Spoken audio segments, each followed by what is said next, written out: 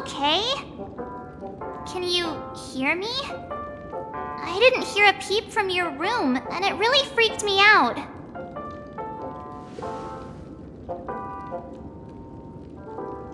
What are you talking about?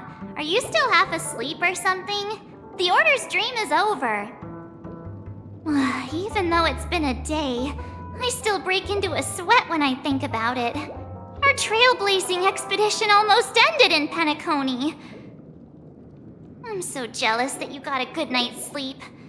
I was traumatized and too scared to even close my eyes. I thought if I fell asleep, I'd never wake up again.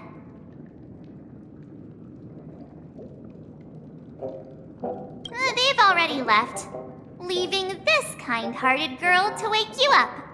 You owe her big time. The Stellaron was sealed while you were sleeping. The ordinary people in Penacony have no idea what happened. They just feel like something's missing from their memories. The family's official statement was like, "The Charmony Festival was attacked by an unidentified Stellaron and came to a halt." After all, they can't just reveal the truth about the Order. Now, all the major lineages, except for the Oak family, are dealing with the aftermath. The family has invited the crew to the Radiant Feldspar as witnesses for an important meeting. Everyone's waiting for you, so hurry up and pack. We're leaving as soon as you're ready.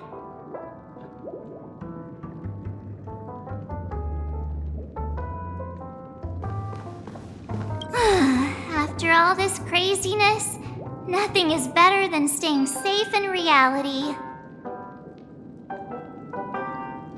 It's a massive airship, and it's awesome! I heard it's never shown to the public. Only VIP guests of the family get to board it and enjoy the breathtaking views of Penacony. The Iris family sent us a bunch of souvenirs. Fruit baskets, plus this fancy button model. After you're back on your feet, you can enjoy them all. We are pretty much celebrities on the planet of festivities now, aren't we? The Stellaron was sealed while you were sleeping. The ordinary people in Penacony have no idea what happened. They just feel like something's missing from their memories. The family's official statement was like, "The Charmony Festival was attacked by an unidentified Stellaron and came to a halt." After all, they can't just reveal the truth about the Order. Now, all the major lineages, except for the Oak family, are dealing with the aftermath. The family has invited the crew to the Radiant Feldspar as witnesses for an important meeting. Why the sudden interest in that? Well, I was dragged into the sweet dream. I felt a cold tentacle diving into my memories, but something else was there. So the tentacle suddenly disappeared.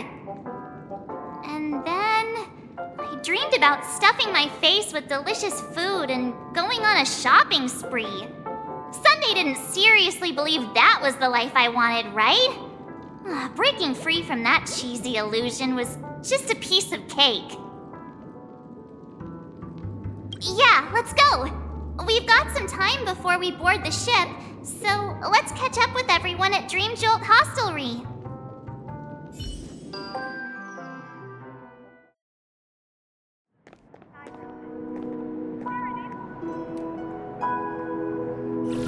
How extravagant. Just like Epsilon. How was it? Did it live up to your dreamscape expectations? You already asked that when we first got here. Yeah, and you said no back then. But after all this madness, I'd say you've grown fond of it. Just a heads up, you're still on the Bloodhound family's wanted list, so keep a low profile. And this time, it's Firefly in the picture, not Sam. That's gotta be a whole new experience for you, right? Indeed. In Kafka's words, that's also a missing part of my life. Still, it'd be quite inconvenient if I can't move freely. Could you help me out, Silverwolf? I knew you'd say that. Don't worry. I've hacked all the systems and left no trace. Don't do anything that may draw attention, and don't talk with guards. They might recognize you. Keep these 2 points in mind, and you can go wherever you want, unbothered. Thank you. No problem, Miss Samuel. I love this fake name. Now that we're done here in Penacony, what will you do in your free time? I hear the Genius Society is here. How about we go stir up some excitement? Well, you know my script isn't over yet. I didn't bring you back to hear an answer like that. Don't worry. The script says that I'll experience 3 deaths, but also receive an unforgettable reward on the planet of festivities. How will I know if I don't try? All possibilities exist until the outcome actually happens, right? You may not realize it, but you have a bad habit.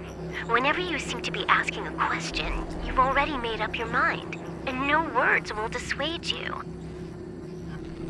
Anyway, Kafka asked me to pass on this message.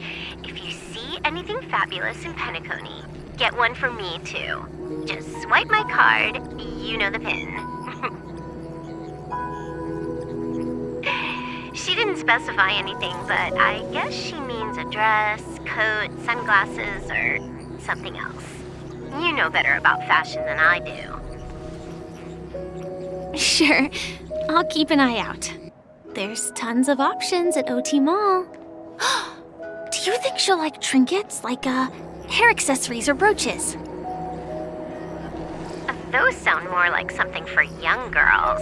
Maybe you should keep them for yourself. Oh, by the way, Blade didn't explicitly say it, but I think he was trying to say something like, temptation will show up again in Penacony. He's always so subtle with his words. Got it. He was just worried about me. Relax, Silverwolf. You know me. I won't do anything crazy. I just want to wander around and see more of the world for myself. I want to buy some oatcake rolls. I've had a cake roll every day since I arrived in Penacony, from the first day to the last. But today, I'll buy 2 and give you 1. And if you don't like them, I'll enjoy double the pleasure. Or I can bring one to Kafka, as she never refuses. Or maybe I'll give it to Blade. He'll appreciate it. That's not written in the script, right? But as you see, I have added new footnotes to my destiny.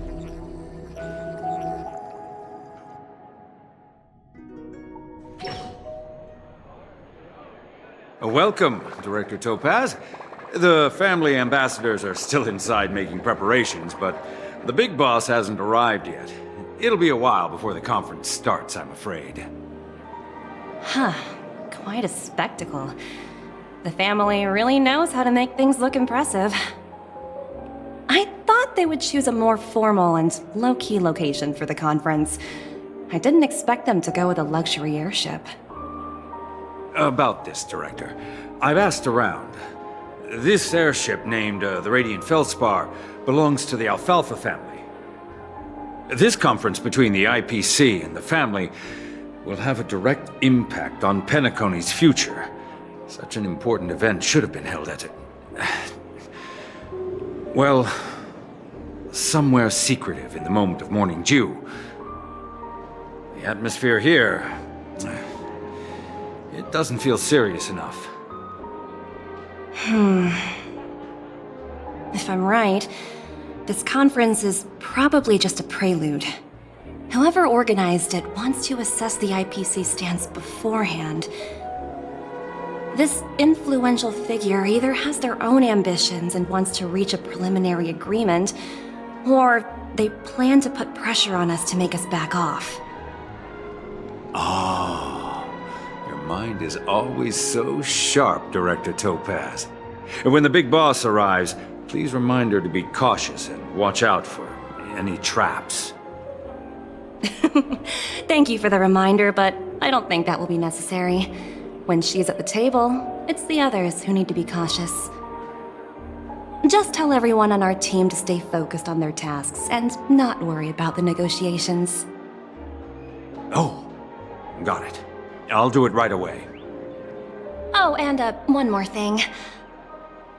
Don't call Miss Jade Big Boss in front of her, or there will be serious consequences. I mean, really serious. Got it. Thank you for the reminder, Director.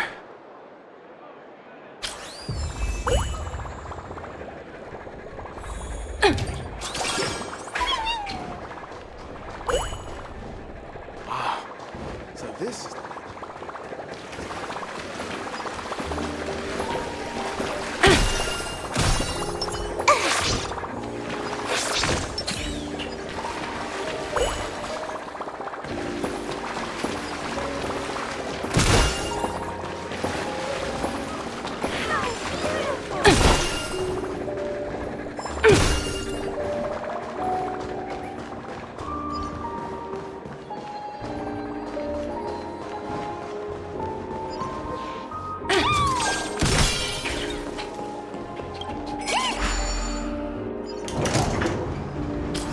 None of the important figures have arrived yet.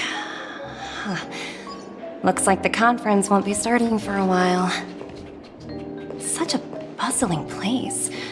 I think I'll take a little walk around.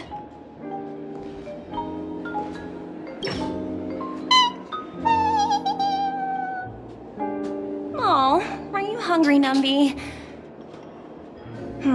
Food in the dream.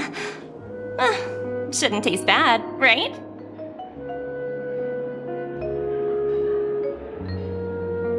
Numby! Yes!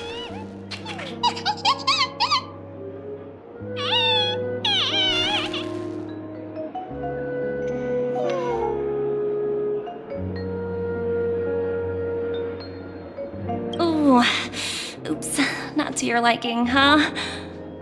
Sorry. I'll treat you to a nice meal once we get back to reality.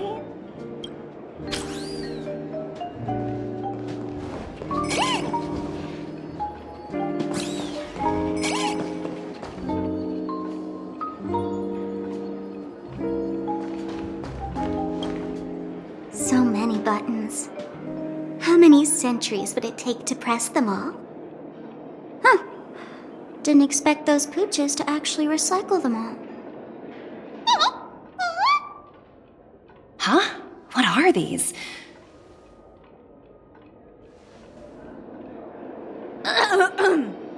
For your safety, please stay away from those objects. For my safety? Are these buttons something dangerous? Not exactly. Lately, there's been a prankster in the Sweet Dream who's been handing out strange button devices to anyone he meets. According to those involved, he said something like, "Just press this button and all of Penacony will explode!" Luckily, no one believed him. Still, the Bloodhound family collected these buttons just to be on the safe side. What will happen if you press it? Hasn't anyone actually tried? Well, perhaps you don't know much about Penacony? All the guests here have one thing in common. They're terrified of death. Anyway, the family will deal with these things. Please, kindly keep your distance.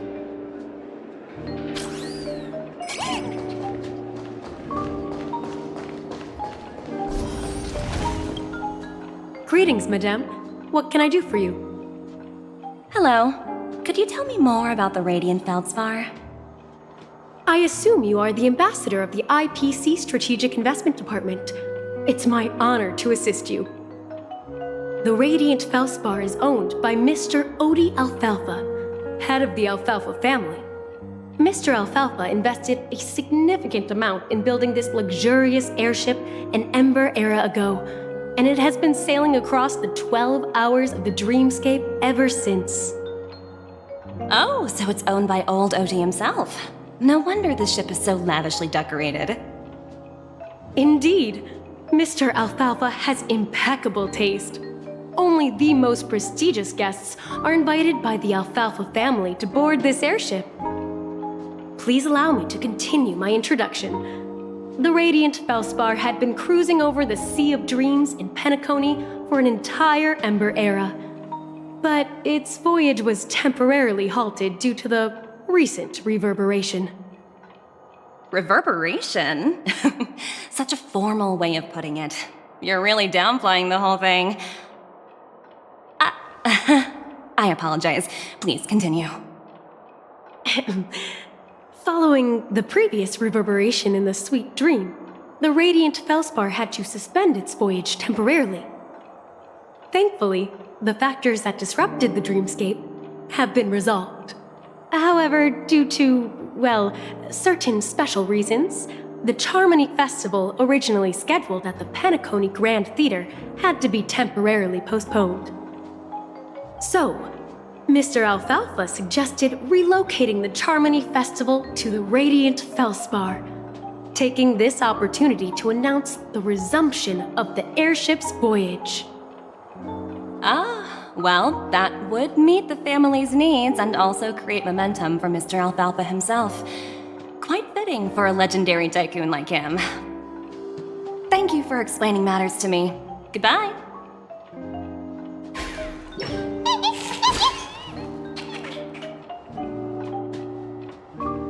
Hello? The Talent Motivation Department? Again? Internal review? Will it ever end?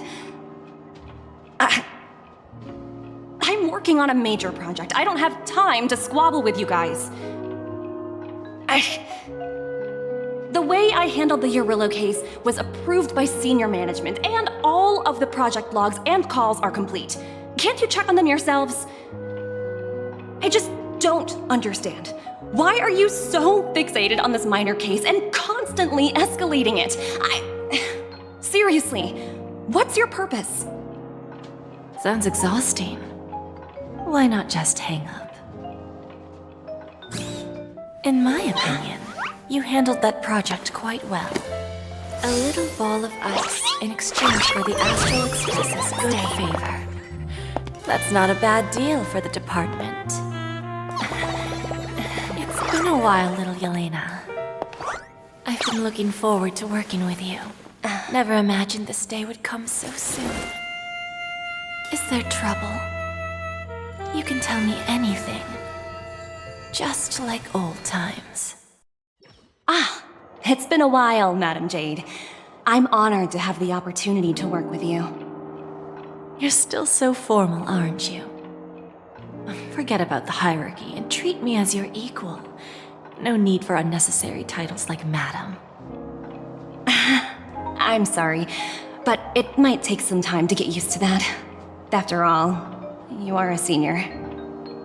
Well, now that we're both members of the 10 Stone Hearts, I need you to be at your best, especially since the upcoming negotiations leave no room for error. As sharp as you are, I'm sure you've figured out the true purpose of this conference, right? I believe old Oti has taken it upon himself to test our limits before the official negotiations between the IPC and Penacony. That's true, and it works in our favor. Do you know why? If we can reach some sort of agreement with old Oti beforehand, and gauge our opponent's boundaries, our future negotiations will go much more smoothly. That's the obvious benefit. Exactly. And the hidden benefit is that as the head of the Alfalfa family, his actions suggest that the 5 lineages might not be as united as the Odes of Harmony would suggest.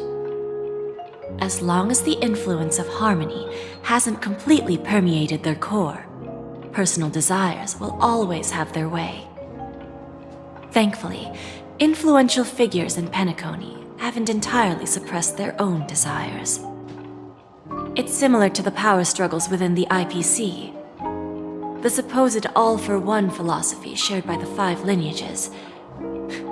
It's just a slogan now that the Dream Master has gone. After the downfall of the Yoke family, Old OT's faction became the dominant force in Penacony. Even if we consider only the succession order, he's the longest serving and most senior among all the family heads. Yes, that's exactly why we need to handle the conference following an agreed-upon strategy.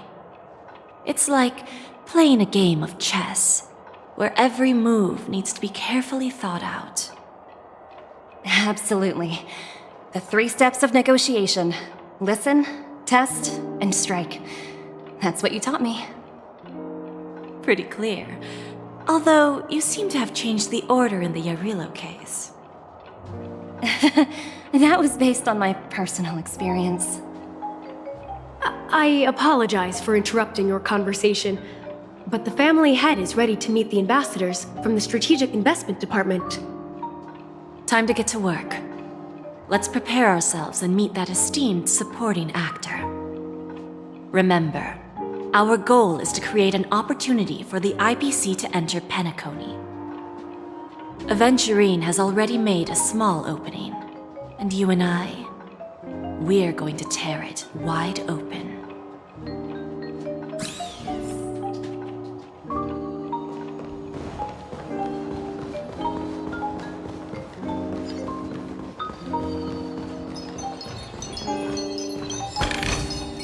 Oh, free stuff.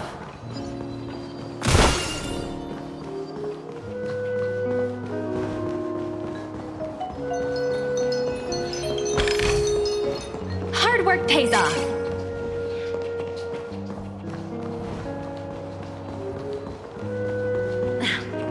Watch yourselves in front of the IPC. Don't you dare. Oh, free stuff.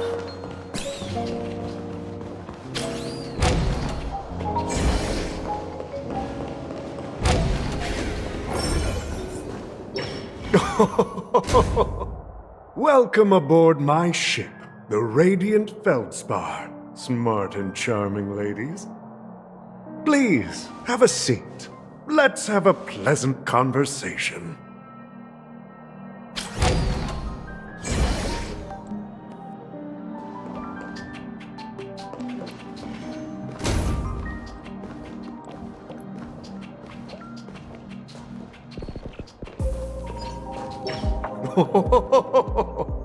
Welcome aboard, my dear ladies.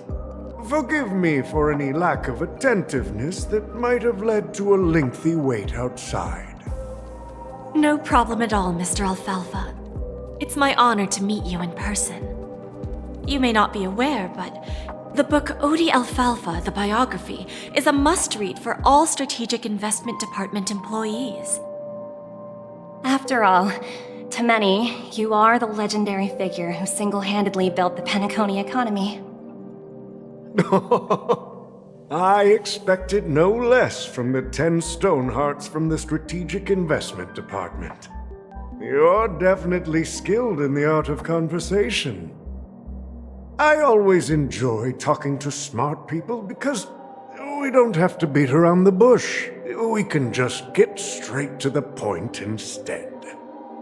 Since I invited you IPC ambassadors on board, I'm sure you've figured out the topic I'd like to discuss, yes? The future of Penacony, if I'm not mistaken. Precisely. Those few words represent a terribly complicated situation indeed. Let's take that golden-haired guy who's not showing up, for example. He put in great effort and almost got himself killed. But what was it all for? Wasn't it eventually to create an opportunity for you IPC to regain control of the precious Astana? The wisdom and experience you've accumulated over 10 Amber Eras are truly impressive. Let's assume your assumptions are correct, Mr. Alfalfa. How would you respond to the IPC's actions? I appreciate your composure, Miss Jade. You must have witnessed much in your worldly experiences. However, perhaps you don't know much about Penacony. Old Oti won't sit idly by when faced with a greedy wolf.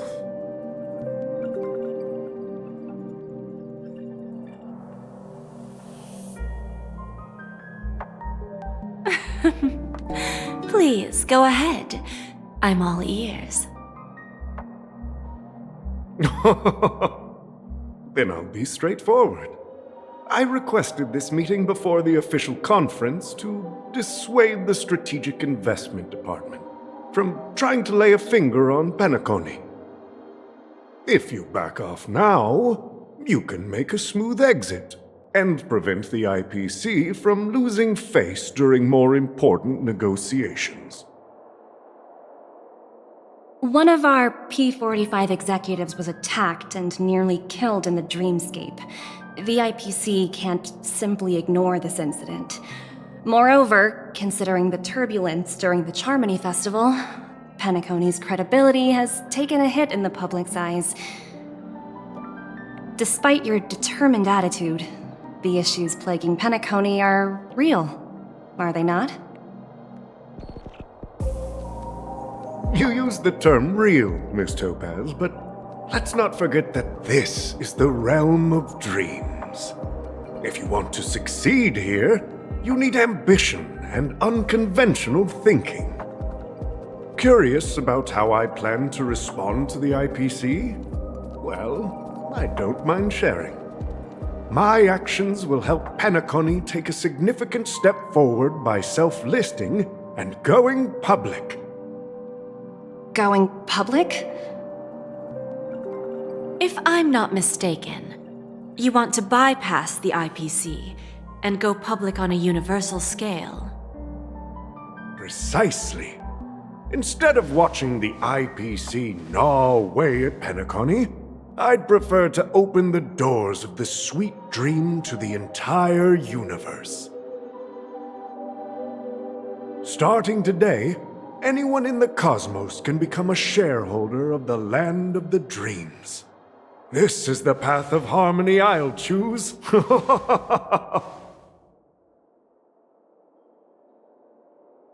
This reform should have been implemented earlier, but unfortunately, the Oak family were a bunch of blockheads blinded by order.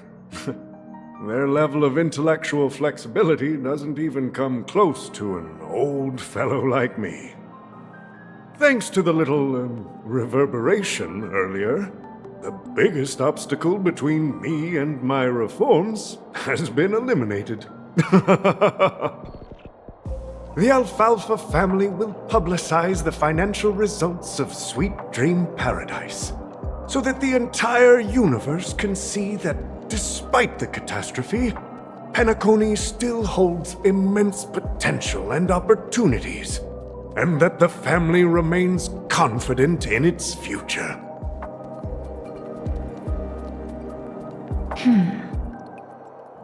Crisis and opportunity are two sides of the same coin. So, you've been waiting for the right moment for Penacony to regain the spotlight. And if Penacony should seize this opportunity to overcome adversity, even if the IPC tries to intervene, every move we make will be scrutinized by trillions of people.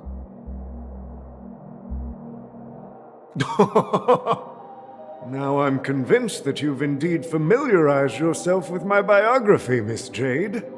So, about your next move. Please, consider it carefully. Indeed. We need some time to digest such a wealth of information. I suggest we conclude the first half of our conference, Mr. Alfalfa. Please allow Topaz and me to confer privately for a few moments, and to respond on behalf of the IPC later. Of course. Take your time, dear ladies.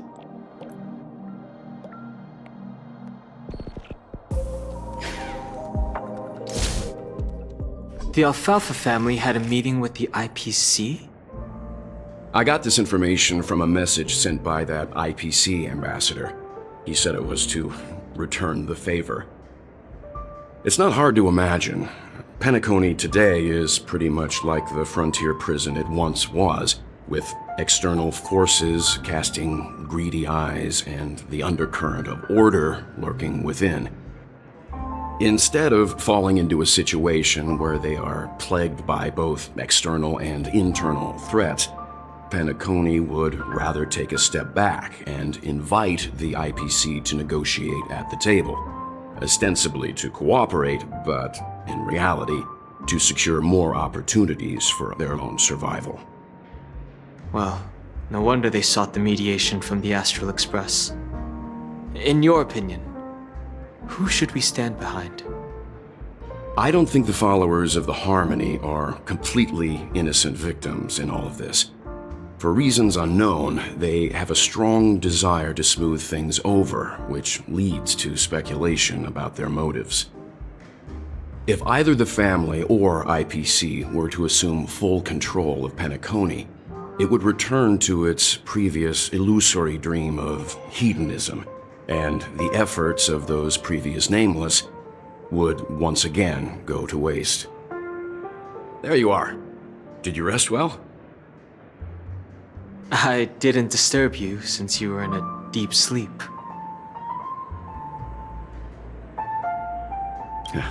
Even long dreams eventually come to an end. Our adventure in Penacony is reaching its conclusion. After Anna's dream was shattered, the family branch from the Montour system soon arrived and swiftly took control of the situation. Most members of the Oak family fell unconscious, but fortunately, their lives were not in danger. The mastermind behind the plans was confirmed to be Gopher Wood, the previous Dream Master. But by the time we arrived, he was dead already. He'll face a trial. As for further details, the family would rather not disclose them. Ultimately, the public perceived the incident as an attack by evil forces targeting the Charmony Festival. They believe the family failed to safeguard the Sweet Dream, significantly eroding their credibility in the process. While quite different from the truth, this appears to be the outcome with the least impact. After all, you don't know who's awake and who's pretending to be asleep. Well, they'll open their eyes in the face of danger. Once the danger subsides, they'll embrace the sweet dream again. Here's a toast, with 3 glasses of Glory of the Trailblaze to all of you. What are you talking about? This is my lounge. It's good to see you all again, although we might be saying goodbye again after this reunion. When will the Astral Express leave Penacony? We'll stay a bit longer, but not too long. So, this is our final meeting then? If this is a farewell, then it seems to be missing something. Music? Atmosphere? Maybe a special drink to honor those who are not here. Let's see. The mixed drink should be solemn, dignified, and unique, as we'll use it to pay respect to those fallen heroes. To the nameless resting in peace, and to Gallagher.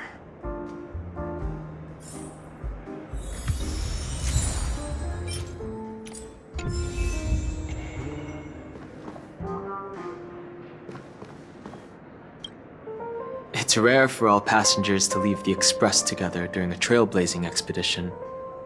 But for Penacony, it seems most appropriate. Given the conductor's presence, there's no need to worry about it. However, it's crucial that we soon return to inform Pom Pom about the Nameless. In my dream, the Express stopped at many places, and passengers came and went. However, the 5 of us were always present, and the journey seemed never ending. Perhaps this could be a deep-seated desire inside me. And upon realizing this, I knew it wasn't real. No related records exist in the databank, but I have a theory.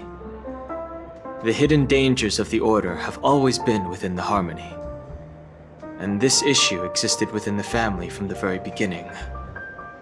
However, now that more powers in the universe are aware of this secret, the situation in the cosmos will become more complicated. Like I said, we'll go and see. Once we've packed everything, we should head to our next destination.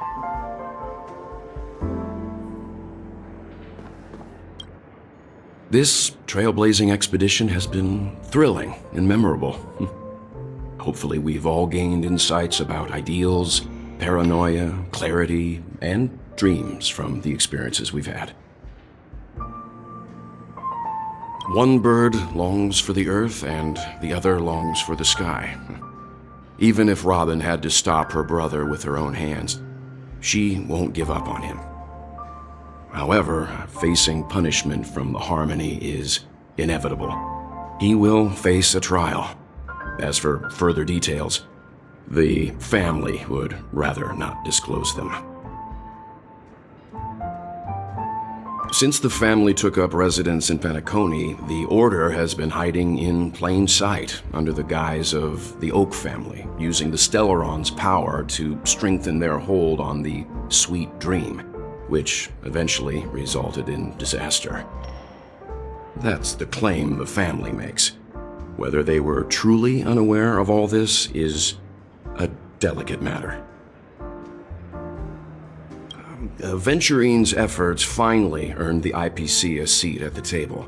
As a result, a more senior representative arrived in Penacony and initiated negotiations with the family. As far as the Astral Express is concerned, the IPC will make for an invaluable ally during the negotiations to prevent Penacony returning to its former ways. Well, it was somewhat surprising.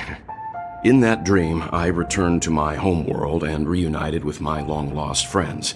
And for some reason, Acheron resurfaced in my mind. When I realized that her conclusion was not preserved in memories, I became aware of the bitter truth. The conclusion of a journey can often be sorrowful. All we can do is to try to make sure it ends on a happy note.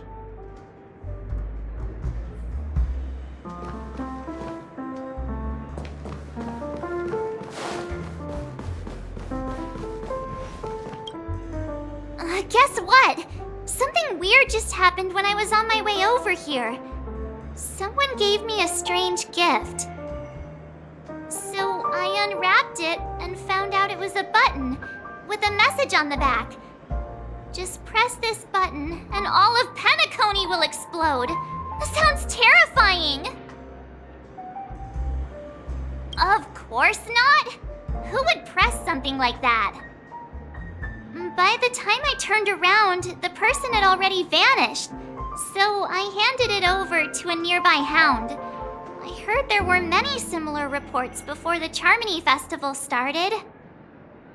I'm really worried about the future of Penacony.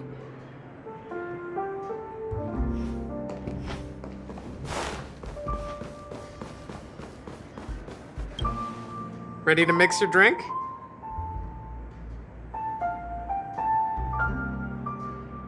I'm not sure. I haven't seen him since our last meeting at the lounge.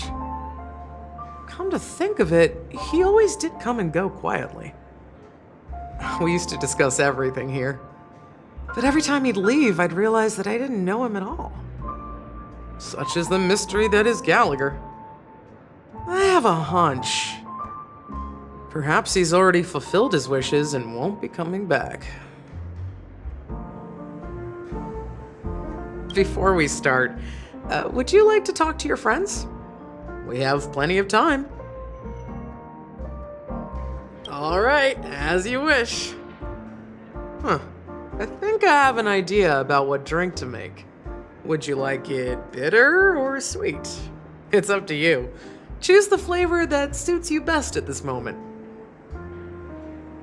Drowning sweetness. One of the most challenging drinks to make.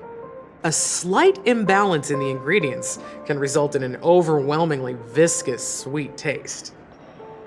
However, with the right ratios, you get a uniquely sweet drink with a lingering aftertaste. Not a bad choice. Let's start mixing.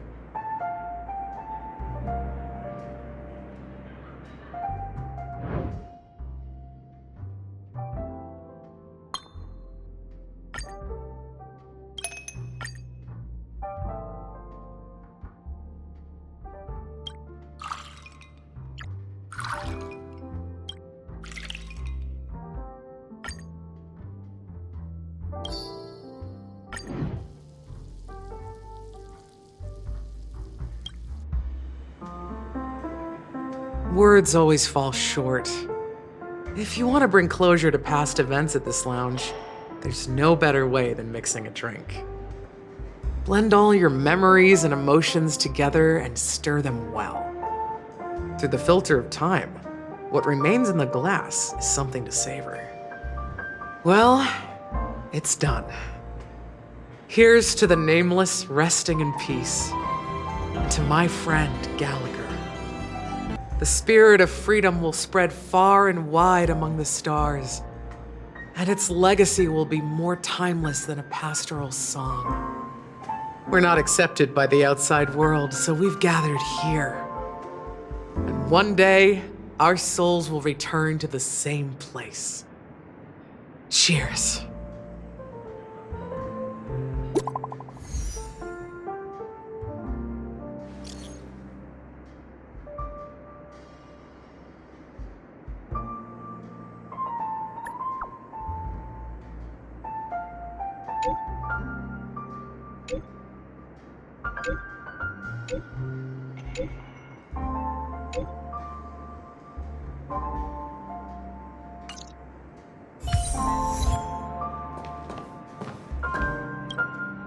Oh, are you leaving? Oh, then take this with you. I've mixed more of this last special drink for you. The past shouldn't be forgotten. So I hope it brings back the flavors of Penacony. Thank you. I'm sure it'll leave a lasting impression. If you happen to run into Gallagher, make sure he has a sip too. I know his tastes, and he'll be thrilled. Then, I guess you won't be seeing him. All right, enough with the heavy stuff. You guys have important things to take care of, so let's not dwell on things. Whether it's the Astral Express or Penacony, there's still a long journey ahead. So let's lift our spirits, guys, and embark towards our tomorrows.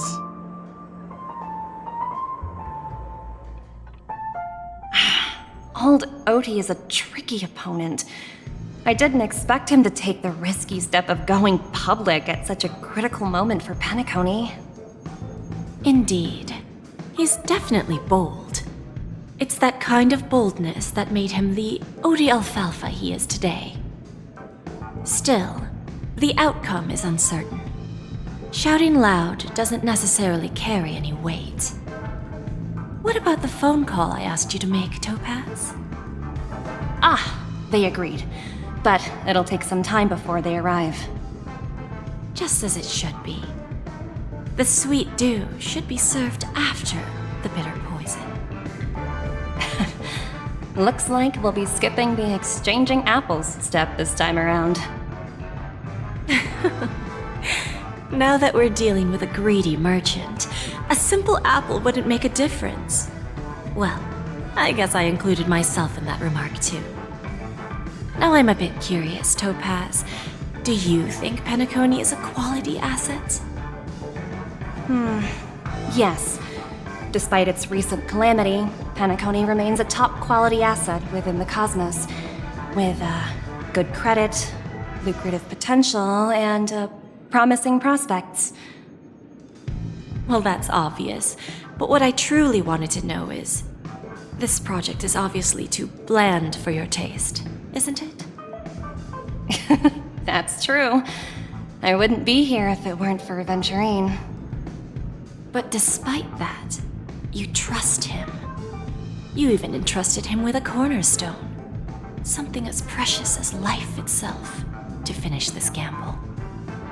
Are you not in the same boat, Miss Jade? Without us playing along, your Jade Stone wouldn't have made it across the border so easily, allowing you to see all desires that flow through dreams to gain a bargaining chip in negotiations. That's why I'm willing to stake my Topaz Stone to cover for you. It's like one big, elaborate game of chess. Once that kid sets his mind to something, nothing can stop him. Not even fate. Well, at least he's still alive, and that's the best outcome. Looks like we've strayed off topic, Miss Jade. Should we discuss our next steps? No need. I'll go it alone. Meanwhile, you can go greet our honored guest and wait for my message. Okay. Is that Robin? Huh. She's also here on the Radiant Feldspar. There's a good child. Do as you're told.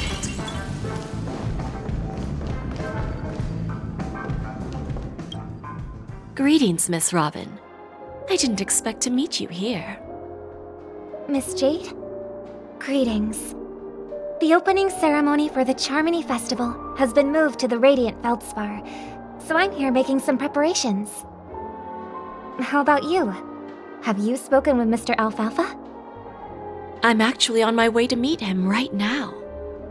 Do you know him well, Miss Robin? Unfortunately, I've never met him. I've only heard a few comments from the former head of the Oak family. Mr. Alfalfa is respectable when it comes to business, but in other respects, I can't say the same.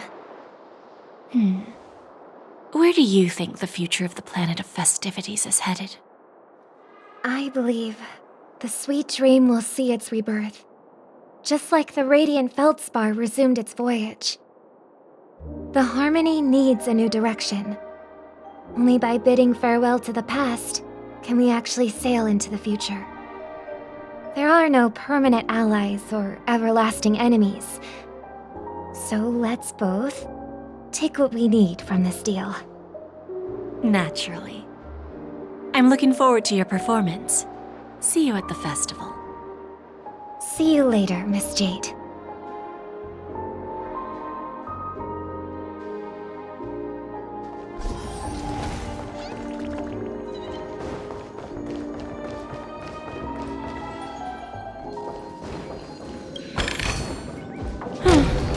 Not exactly eye-catching. Is that all? Hardly worth the bother. Thank you for your patience, Mr. Alfalfa. Let's continue our discussion. Figured out something already, Miss Jade? But where is Miss Topaz? Topaz has something else to take care of. You'll be seeing her later. Talks can still continue between the two of us. Is it just me, miss? Your tone sounds very different now.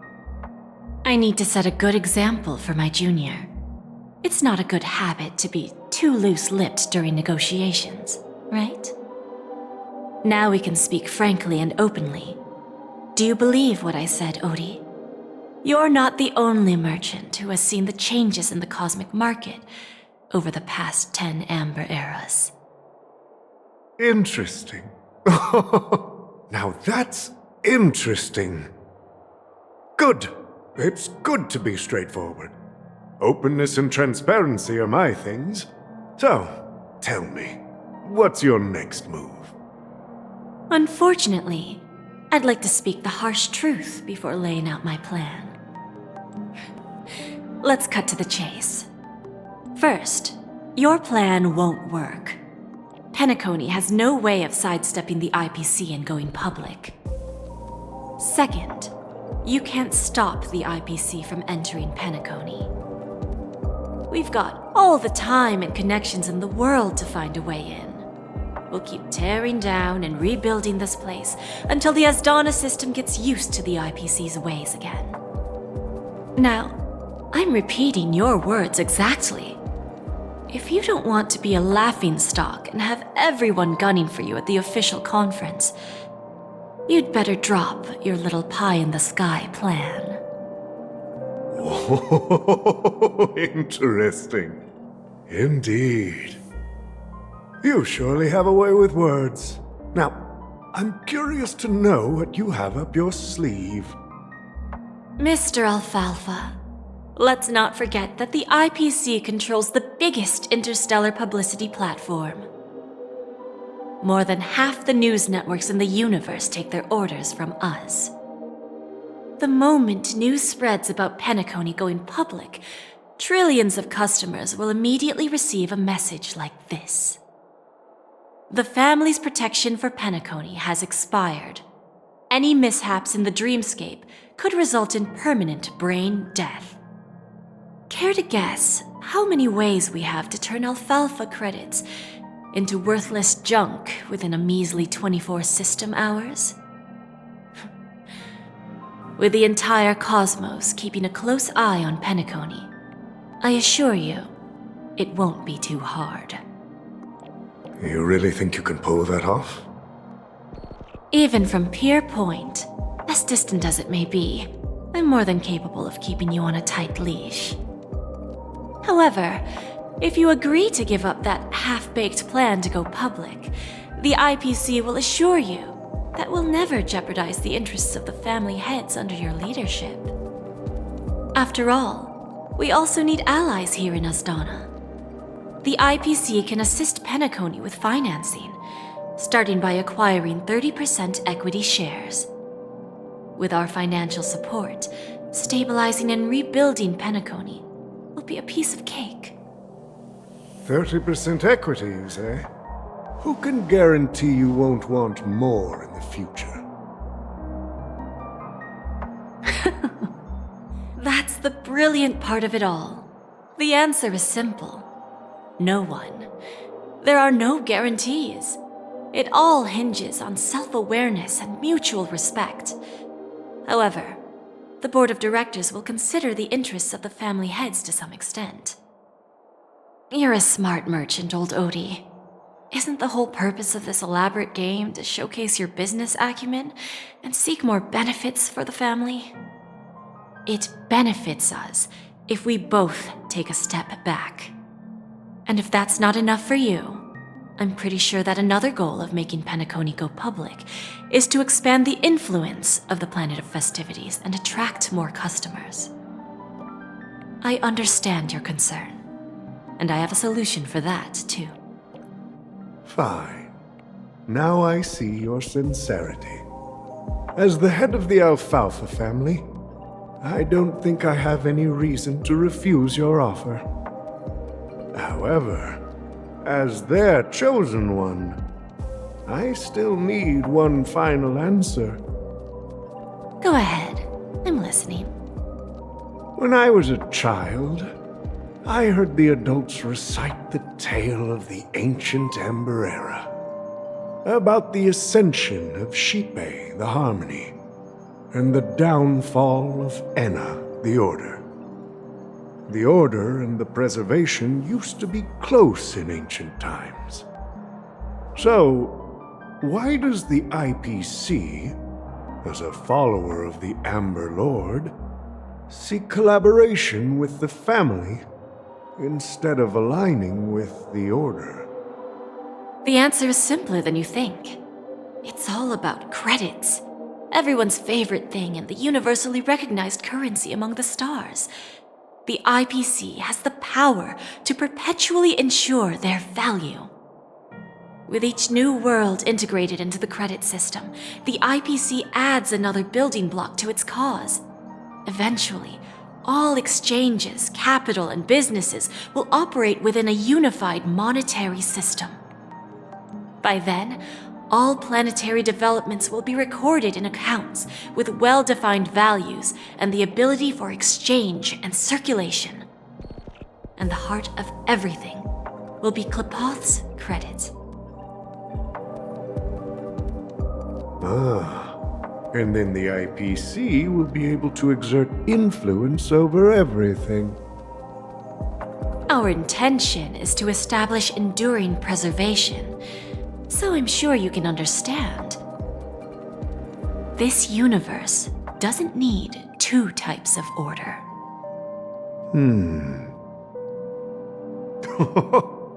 Well said. Now you've convinced me. All right. Tell me your solution. Let's see if we're thinking the same thing. Then let's continue our conversation. Please, Topaz, invite Sweet Dew to join us at the table.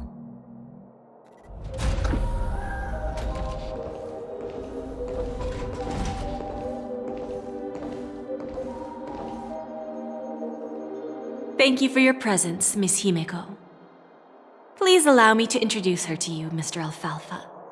This is Miss Himeko from the Astral Express, one of the future shareholders of Penacony. I've heard so much about you, Mr. Alfalfa.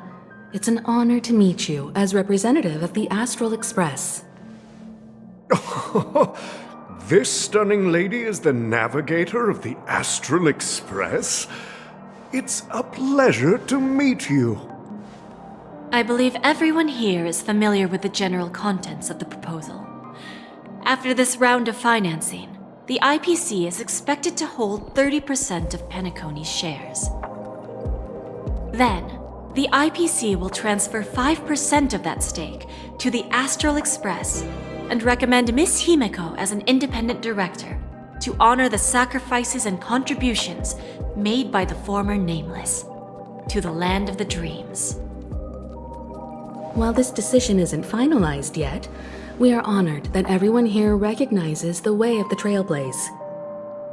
While the Nameless didn't embark on their journeys for fame or fortune, if this is the wish of both the family and the IPC, I will represent the Astral Express and fulfill my duty as a member of the board of directors. The entire crew has agreed to assist in the reconstruction of Penacony. Beyond that, in our future travels, we are committed to bringing the beautiful dreams of the planet of festivities to more worlds. Of course, all cooperation is based on one premise. The path of harmony in Penacony must not be distorted again, and such a tragedy must never recur.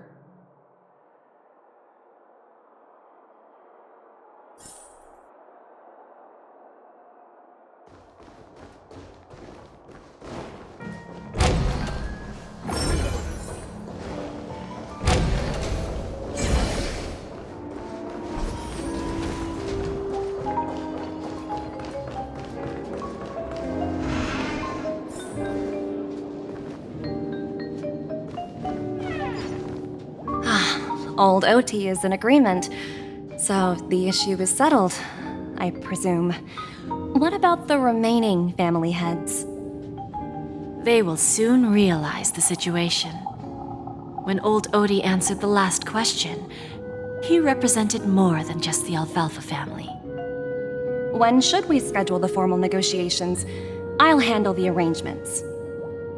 It's all up to you. I'll step back and let you handle the negotiations and takeover. I won't be involved. But Miss Jade, this is... Aventurine initiated this case, and you were his project partner. If that kid hadn't overplayed his hand, I wouldn't have been pushed to the forefront. I came here today to help you sort out the toughest issue. I trust you'll be able to wrap things up quite nicely, little Yelena. Of course, there won't be any problems. And please, give Diamond my assurance. Don't worry. Diamond has always trusted us. I'll put in a good word for you, and you'll have your P-45 position back in no time. Radiant Feldspar. What a fantastic ship. Now that my business is done, it's time for me to indulge in my own little hobby. Ah, you want to open a Bon and Jade exchange branch on this ship too? Opportunities like this don't come around often. Just look at the guests on this ship. They're surely holding a wealth of valuable treasures. Well, I'll take my leave. A pawn shop can't run without a boss. See you around, Topaz. I have one more question for you, Miss Jade. Go ahead.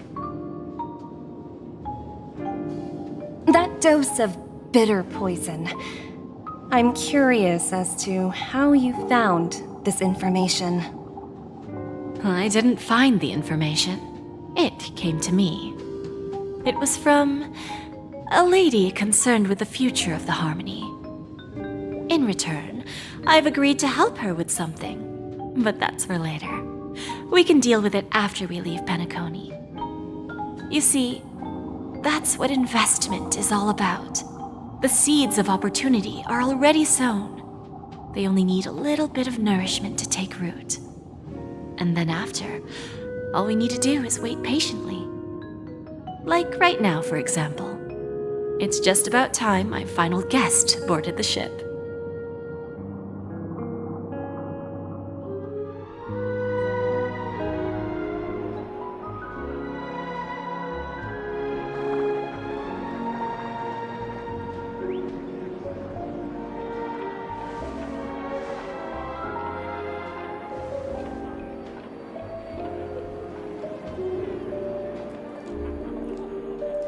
Sneaking in was way easier than I thought. The family's security is as lax as ever. So, this is the Radiant Feldspar. So luxurious. A pawn shop that grants wishes. Is there really a place like that on the ship? I'll find out for myself if the rumors are true or not. Right here. Just completely through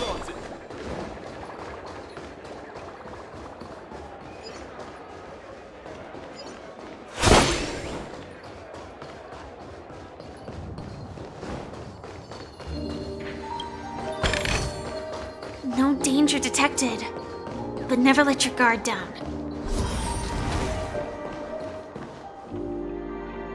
Is that him? Huh. Vanished in the blink of an eye. So the Astral Express is here too. The Charmony Festival has really been postponed. By the way, there's one more thing. Mr. Alfalfa and I discussed it. I'll present a gift to the Astral Express on behalf of the family as a token of gratitude for the Nameless's contributions to Penacony. Please help me with the necessary arrangements. Right away, Miss Robin. Can I ask you something? Oh, greetings, miss. Is there anything I can help you with? Do you know how to get to the pawn shop? Pawn shop? Ah, you must be talking about Lady Bonajade's place, right? I heard she offers, special services there. I've marked the pawn shop's location on your device. Please feel free to check it out. Lady Bonajade. I think I've heard that name somewhere before. Was it from Silverwolf? Come to think of it, she disappeared after mentioning that she was going to meet with the Genius Society. I wonder how things turned out for her.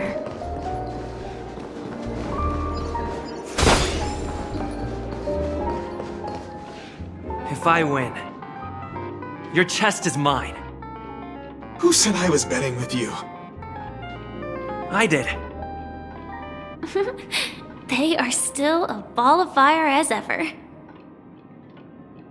Sorry, but I've got to find Lady Bonajade first.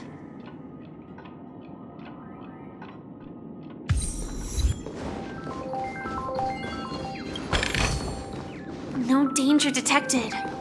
But no, it's not the best time to do that. Sorry, but I've got...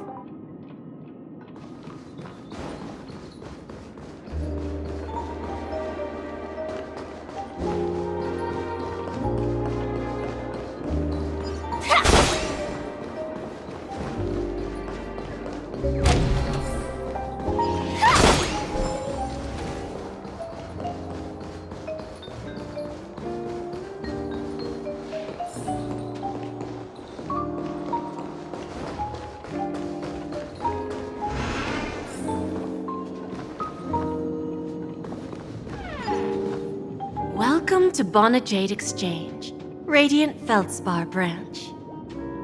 How should I address you, dear lady? Just call me Samuel. Samuel. Nice name. So what do you need, Miss Samuel? And what are you willing to give up in return? I want to keep on living. And for that, I'm willing to give up everything I have. Everything you have? That's right.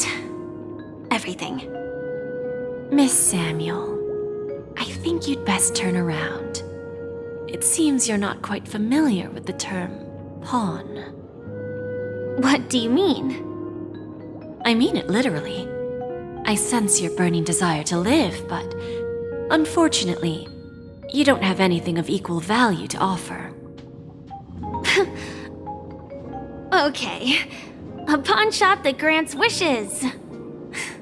I see. It's just a marketing gimmick. Well, that's quite a harsh accusation. I understand you may not fully comprehend what I mean, but don't worry. I'll help you understand. Go and talk to these people. They're all customers of my pawn shop. See for yourself if their wishes have come true. Once you've done that, come back to me. I'll help you understand the true meaning of pawn and make you realize what you're missing. That Lady Bonajade feels more like a money lender rather than the owner of a pawn shop. Well, I've got nothing better to do anyway. I'll do as she says and see what happens. Which one should I pop? 1, 2, 3, 4, 5. Dan Heng and Void Ranger Jive. Don't change the words. No, it's not the... Sorry.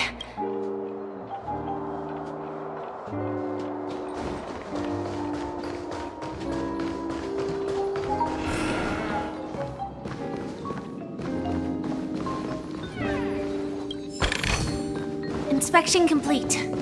Nothing suspicious.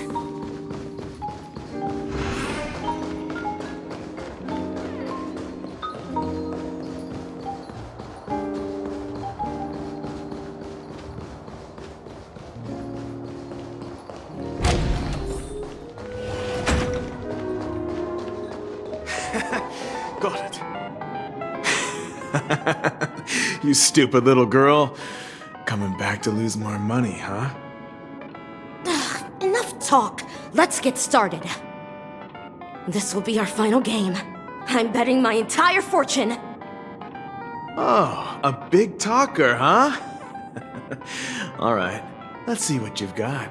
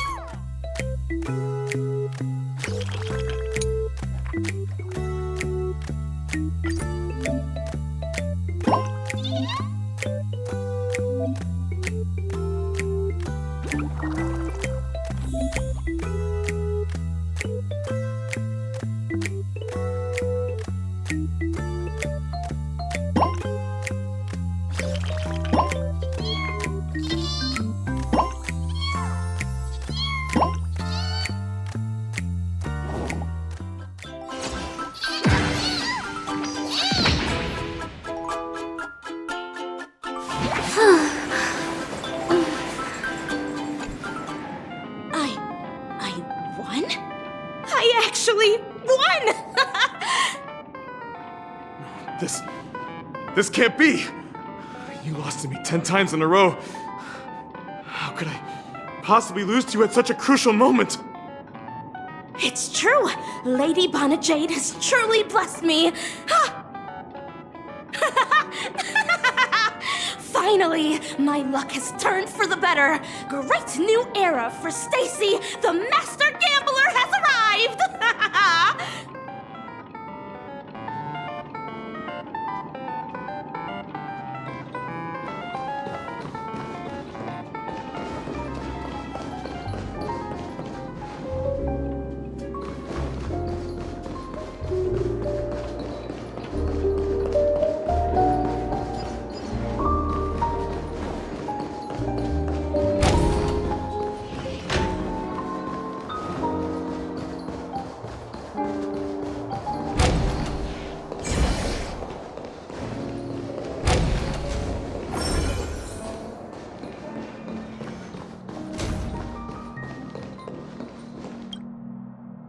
Prepared a gift for you, Dorothy. Check this out. Whoa! What a beautiful necklace! Is it made of cymophane? It's stunning. How did you know I love jewelry made of cymophane? It has the same purple hue as the necklace my dad gave my mom. I've never told anyone about it. How did you find out, Del?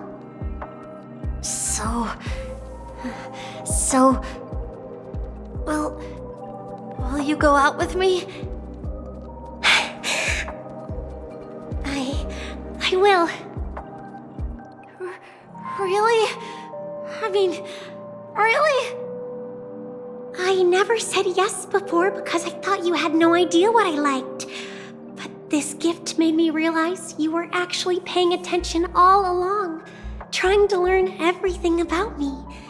So yes, I will. Wonderful! My wish has actually come true! So, shall we go, Dorothy? Let's go outside and enjoy the stunning views of the 12 hours! Yeah, let's go.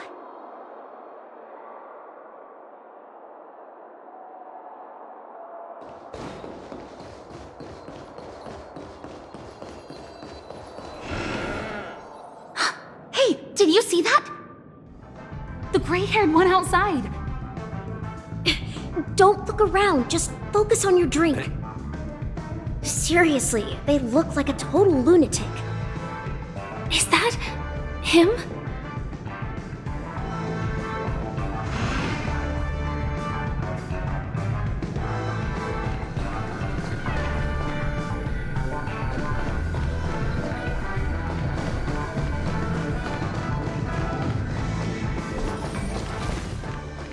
Chirp, chirp. Origami bird. Hey, little birdie. Come on. Oh, calm down already. Everyone's staring at you. No, it's not the best time to do that. Sorry. I'll catch up with you later.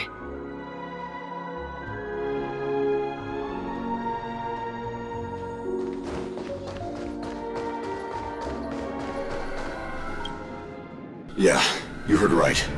I've got him. He's been hiding at the moment of soul in Penacony, using a fake identity. And he even posed as a professor at Paperfold Academy. I've made a deal with the family. I'll leave the extradition-related paperwork to you. How'd I find him? Well, let's just say I had some help from an influential figure. Don't ask for the details. 22 years. Yeah. 22 years of chasing this guy all over the cosmos. You know, never thought it'd end up like this. Right here. I'm gonna hang up for now, partner. I need to raise a glass to myself.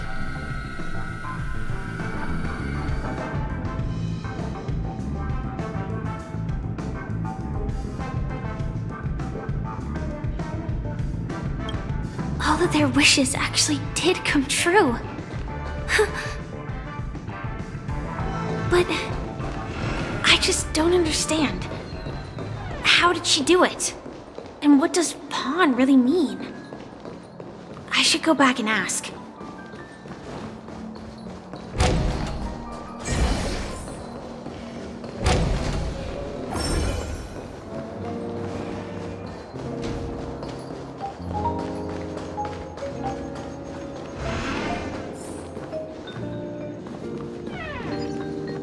So you're back, Miss Samuel. Yeah. I found those people.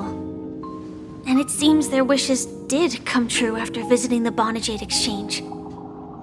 But I'm not sure what you want me to see. They all seem to be living fulfilled lives. Not so fast. This step was just to show you that the Bonajade Exchange is genuine.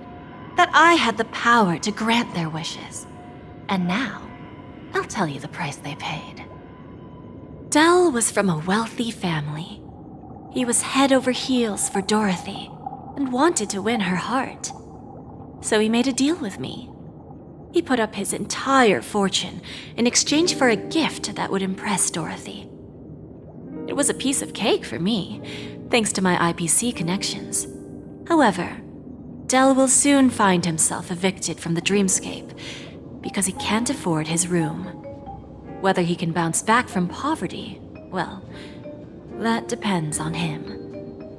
Let's just hope that necklace will keep their relationship from crumbling.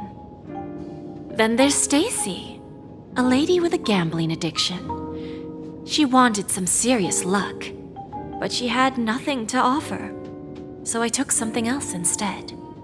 I took away all her close relationships. From the moment she stepped out of the Bonajade Exchange, every casino in the cosmos would remember her name.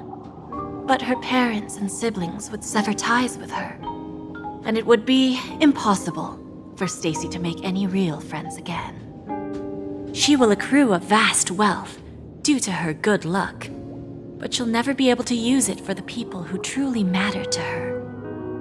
As for Detective Walker, he spent 2 decades chasing down a wanted criminal for some heinous crime. But he never caught the guy. In his desperation, he came to me. He offered his own memory system as collateral. In due time, his memories as a detective will be erased, and he will completely forget his own identity and all the sacrifices he has made. Interesting, don't you think? I fulfill people's desires and grant them favors, and soon they come back to me with even greater desires. When people see others' desires get fulfilled, they develop their own desires. It seems like an endless cycle, but it does have a goal. In the end, I will get what I desire from this whirlpool. And patience happens to be one of my greatest strengths. So now, do you understand what you must give up, Miss Samuel?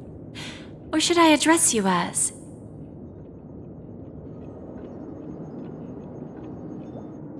AR-26710, a remnant of Glamoth's Iron Cavalry? I'm not surprised. You are much calmer than I expected. Entropy loss syndrome. Truly an unjust misfortune, isn't it? The higher-ups in Glamoth implemented such a failsafe within the genes of their warriors, just to make sure the Republic's most powerful weapons wouldn't fall into the wrong hands. As for the price, those Iron Cavalries weren't exactly seen as regular, independent humans, so there wasn't really a price to be paid. However, you are different. You're now a Stellaron hunter, a living being named Firefly. Naturally, you want to continue your existence, but with the Firmament Front gone, the people who know the secret and can cure the disease are nowhere to be found. Are you suggesting that the IPC has a remedy? Well, there might be a silver lining. That's all I can say for now. I see. It's no wonder you said I can't provide anything of equal value. Because nothing I own holds any meaning. So, you're going to ask me to personally restrain my partners to ensure my own survival?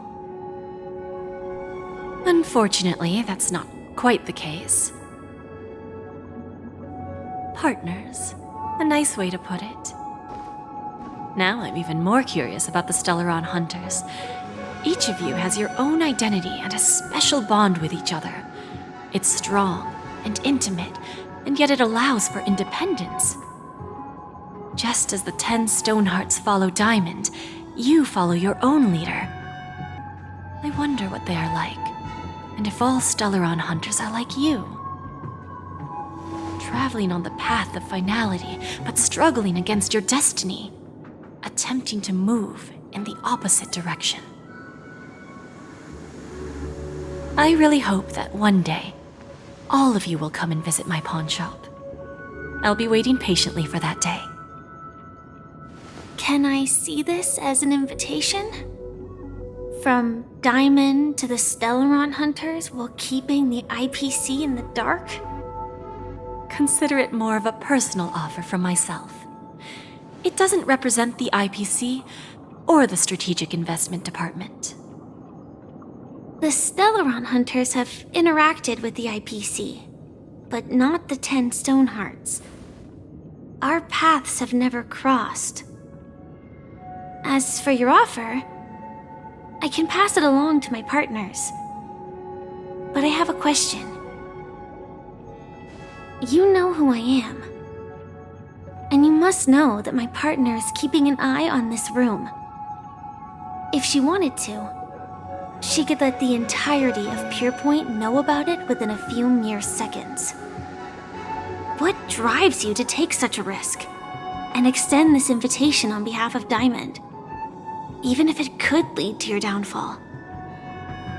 Simply put, you and I are the same.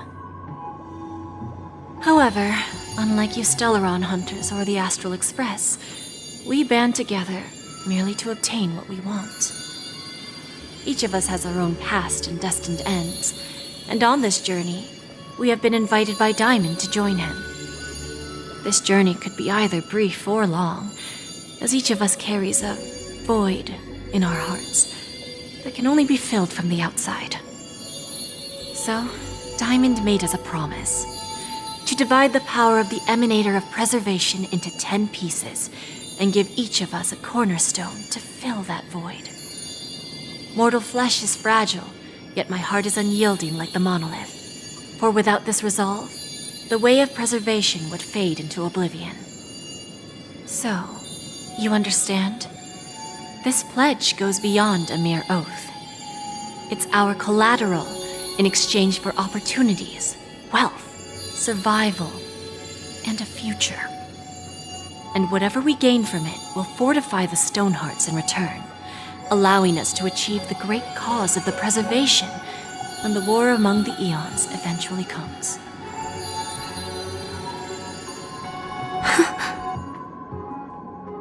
I understand. Take your time, child. You don't need to give me an immediate answer. Like I said, patience is one of my greatest strengths. If fate turns that page, our paths will cross again. It's a shame, though, that this pawn shop can't give me what I desire. My last attempt in Penacony. Well, it ends with hope.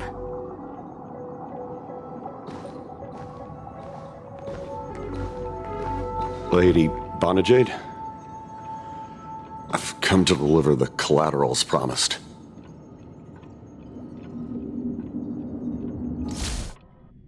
It turns out, the meeting to decide the future of Penacony went much smoother than expected, with little debate.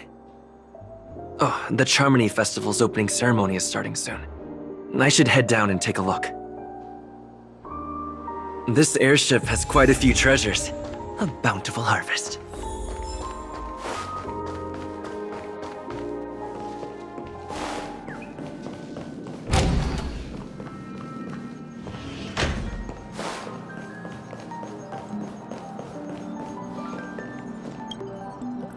Ah, yes. I remember you.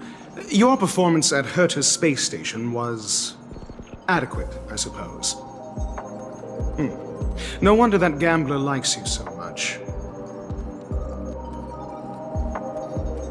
This individual is my responsibility during the trip. Nothing more than an errand from the Office of Academic Affairs. Very well. The Charmony Festival is about to commence soon. Take advantage of this unique opportunity. A blend of work and play is essential for superior knowledge absorption.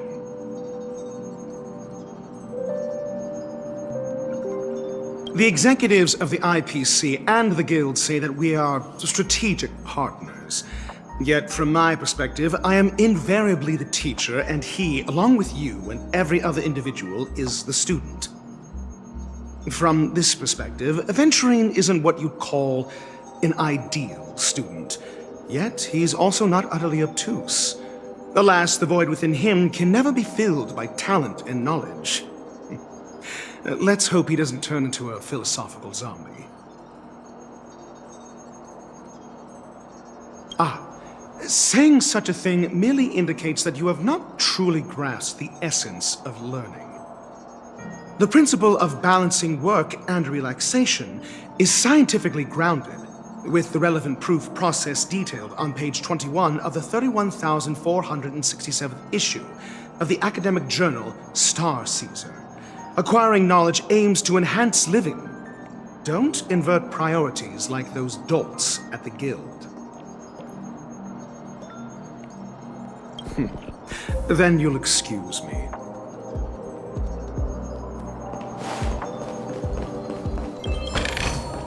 Time well spent.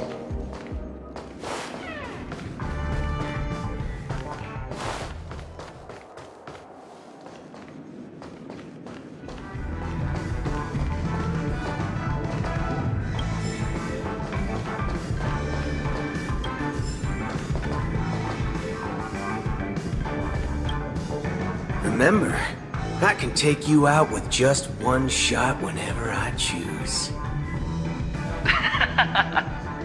Oh, that'd be my honor. Don't worry, I hate cheating at the table. You better. Ah, look who's here. The great hero of the Astral Express. The most dazzling trailblazer in all of Penacony. Oh, you're here too. Long time no see, friend.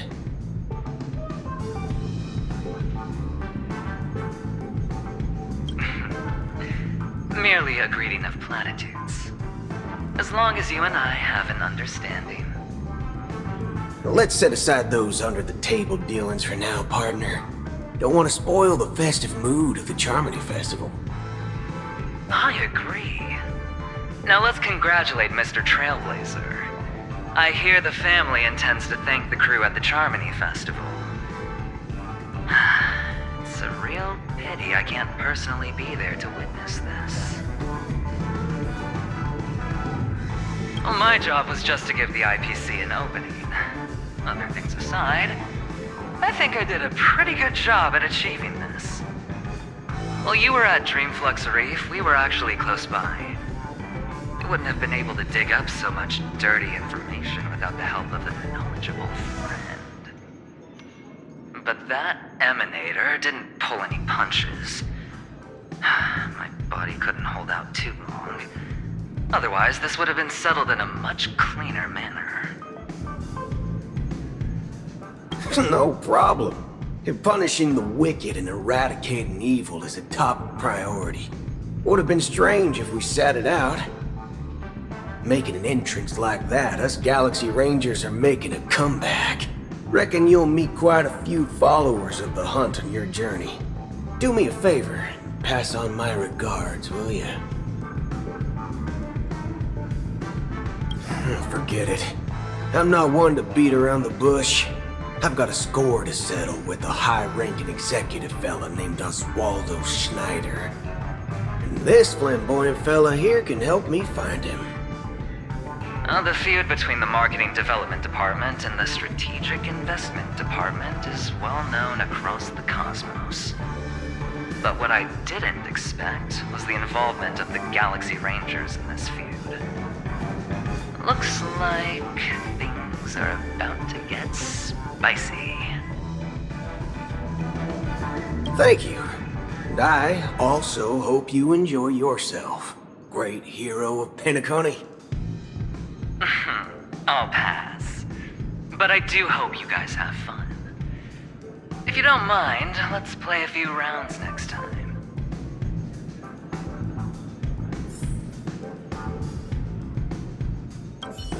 It's time to let down our hair and enjoy ourselves on days like this. I hope you can enjoy yourself to the fullest, oh great hero of Penacony.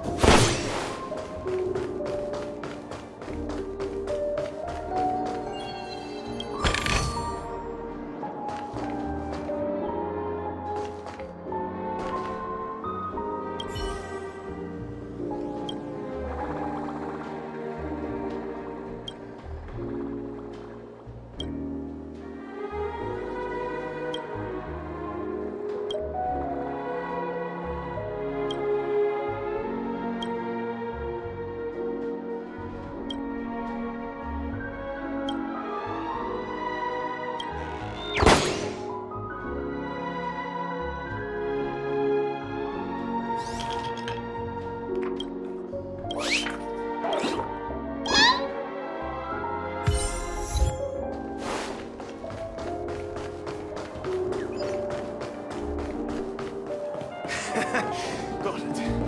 Hey, excuse me.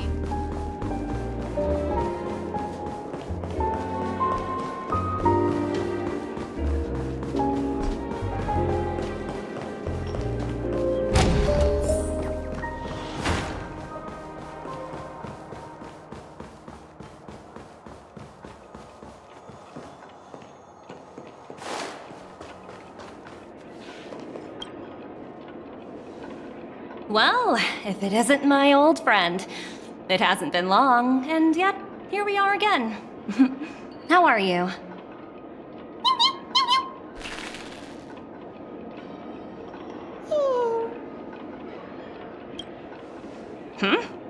So direct. Aren't you afraid I might take you seriously? Thinking about it, though, the lives of the Nameless are so excessively exciting. I heard you guys pulled off a big stunt, cutting down the Oak family in one fell swoop. If one day you're tired and looking for a change in work environment, or you want a desk job, just contact me. Look how bustling this ship is. Not bad. Someday when I'm less tied up, I plan to host a grand party on my eco-ship, and you'll all be on the guest list. Transform? What are you saying? Oh, I understand now. You're referring to Aventurine's cornerstone, right? Sorry. Compared to him, my ability is not as visual. Guess there is no harm telling you. The abilities of the 10 Stonehearts' cornerstones are all different. Some can even read your thoughts, grasp your desires. So, be careful. Now that I think about it, it was good that Branya got there when she did in Bellabog. If she came any later, we probably wouldn't have ended up as friends.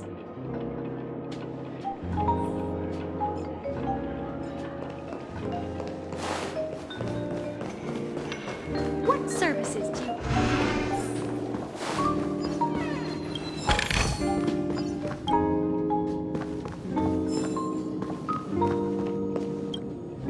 Hey there, lively guy. Welcome to the Bonnet Jade Exchange. What should I call you? What a unique name. So, mister, what do you wish for? And what are you willing to sacrifice for it?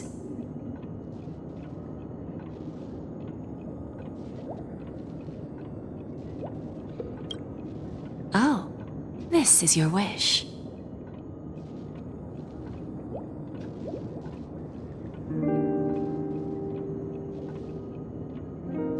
Sounds simple enough. Very pragmatic. Then, let's discuss the cost. To fulfill this wish, the thing I need is simple. The tail of an animal. Well, it's a two-legged animal with black fur, a round head, and long ears. It's omnivorous and is prone to mood swings.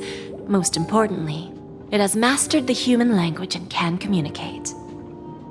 Bring its tail to me as collateral, and your dreams will come true.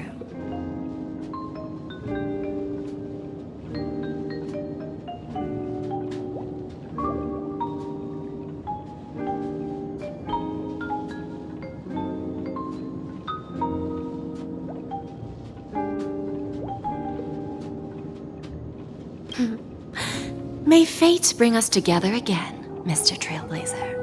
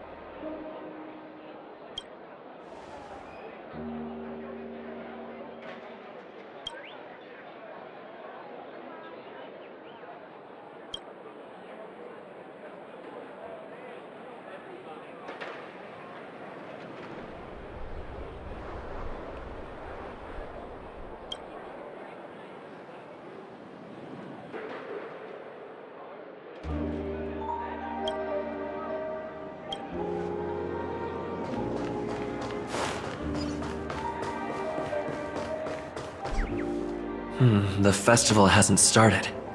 Let's take a quick break. Hi, we meet again. Who's that?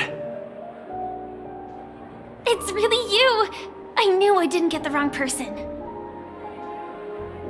Yes, it's just I didn't get the chance to say hello. There's still some time before the Charmony Festival starts. Do you want to chat?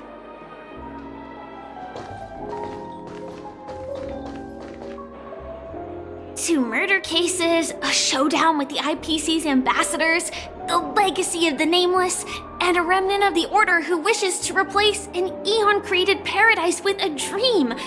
You guys even ended up shattering the dream. It's truly been quite a vacation.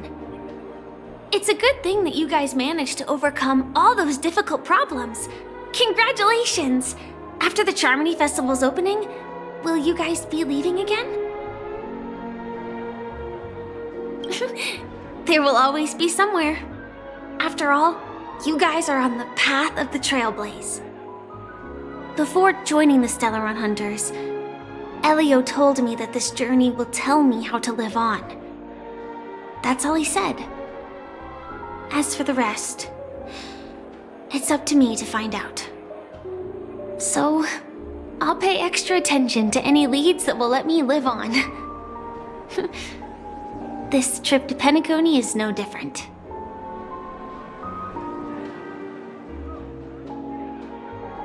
Yes, initially I thought the answer might lie with the riddle of the watchmaker. I was looking in the wrong place, but I did reap some rewards. Do you know Miss Jade from the IPC's Strategic Investment Department? Bonajade Exchange belongs to her. She told me her price, but... I know. But what she wanted wasn't my answer either. Of course, I want to live on. But... what fate owes me? I want it paid back, not passed on. No one else should be involved because this is a grudge between me and fate. Speaking of which, actually, I feel that I still owe you a formal apology for that matter with the performer of the Iris family. Even the smallest of lies can turn into a betrayal as sharp as a blade. I'm sorry. Really? Then it seems what Kafka taught me was correct. To me, hiding is much easier than being honest.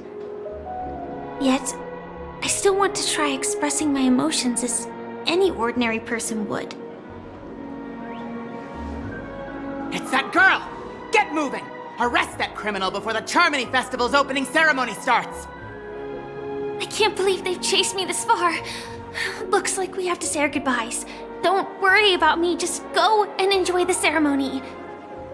The script hasn't reached its end yet. We will meet again.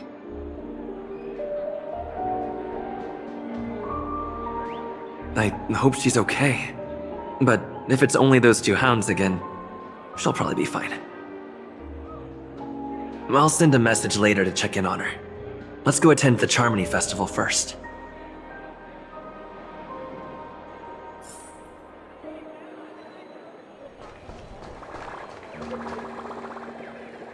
Let's take a seat here. Everything is settled. But there's still some time left. Maybe I should take a walk? Forget it. I've done enough walking around already. Let's take a seat and rest for a while.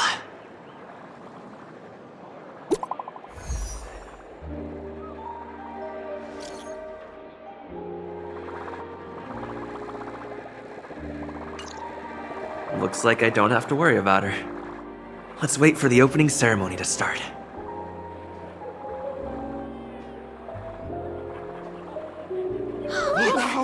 It's Miss Robin!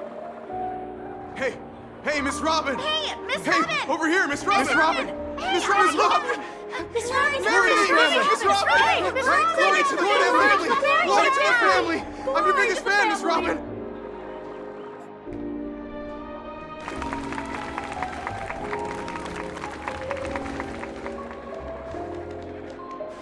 Distinguished guests, fellow family members, ladies, gentlemen, and friends from all over the cosmos. It's a pleasure to join you all in celebrating the grandest ceremony of the Amber Era, the Charmony Festival. Firstly, on behalf of the Penacony family's 5 major lineages, and on behalf of myself, I'd like to extend a warm welcome to all our guests.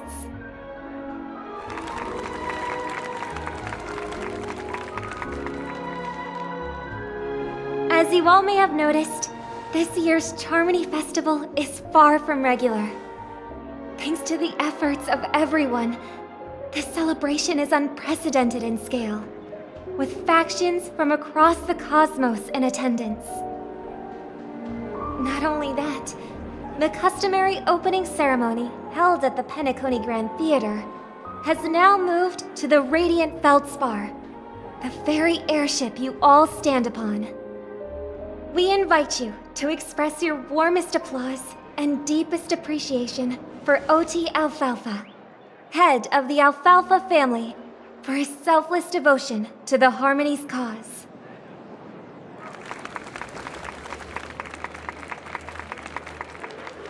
What makes this festival so uniquely significant?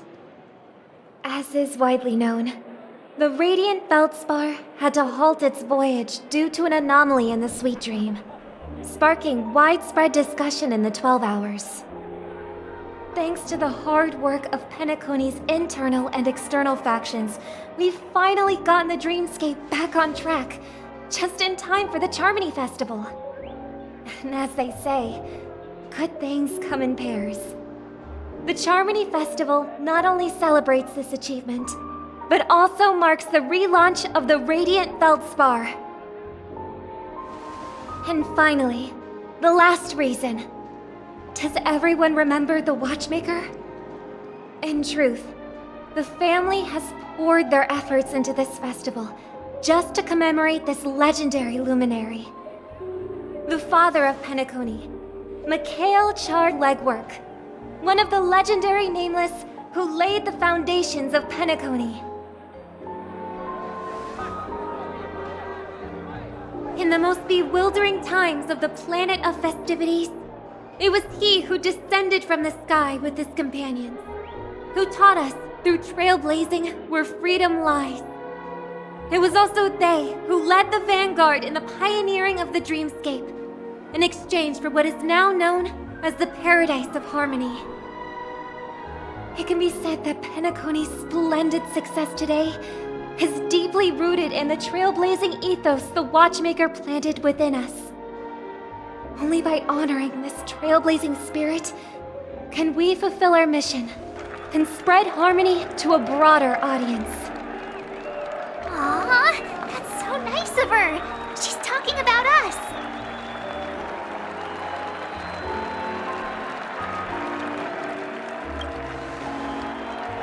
Oh, come on. It doesn't matter if she's talking about the old or new generation. We're all still part of the Astral Express family. And now, the Sweet Dream is back on track. All thanks to the Trailblaze, of course. If it weren't for everyone on the Astral Express, we wouldn't be able to successfully host this Charmony Festival. Thus, with unanimous consent from the 5 major lineages, Penacony's family, on behalf of all family members throughout the cosmos, offer a token of appreciation to the Nameless. Oh, I wonder if it's gonna be a big one. We will transfer ownership of the Radiant Feldspar to the Astral Express. A meager appreciation that we hope you will accept with grace. Let us gift our applause and cheers to these brave and dauntless Nameless. Nameless! Nameless! Nameless! And now, I propose a toast. To harmony, to the Trailblaze, to the future of Penacony and the universe, and to the generous Alfalfa family head, Mr. O.T. Alfalfa. Cheers! Cheers!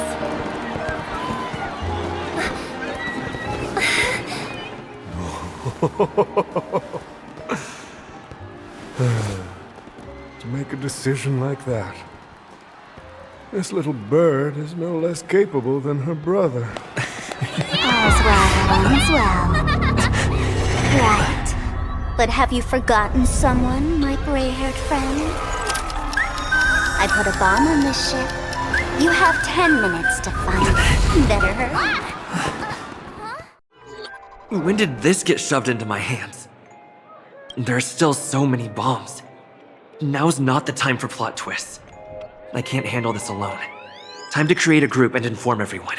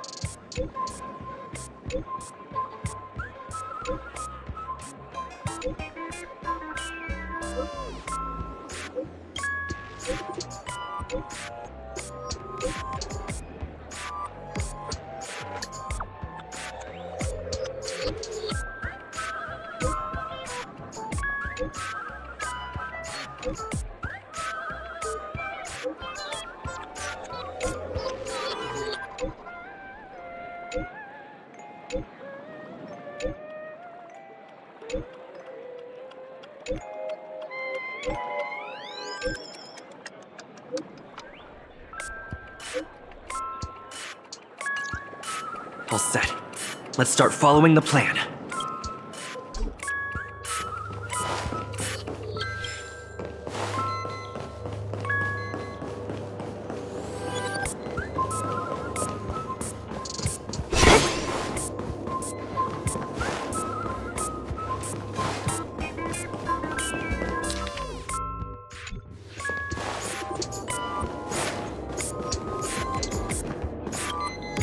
Welcome to the Radiant Feldspar, good sir. I'm a dangerous bomb, and an outlaw who despises law and order. May you have a splendid day. Thank you, mister, but courtesy doesn't hide my hazardous lunacy. If you're unconvinced, let me show you. Go fudge yourself, you muddle fudger! To be frank, I didn't become an outlaw because I'm a fudging bomb. It's because I'm the fudging owner of an ancient mad forbidden curse. Care to experience it? I can chant it for you, but Miss Sparkle won't be responsible for any of the consequences. Holy fudge, you're more insane than I am. Let me gather my wits. The ritual is ready. Perk up your ears and listen closely to the most ancient rhyme of fear etched into the very fudging genes of humanity. Bloomska, boomska, little sparkles! Bloomska, boomska, little sparkles!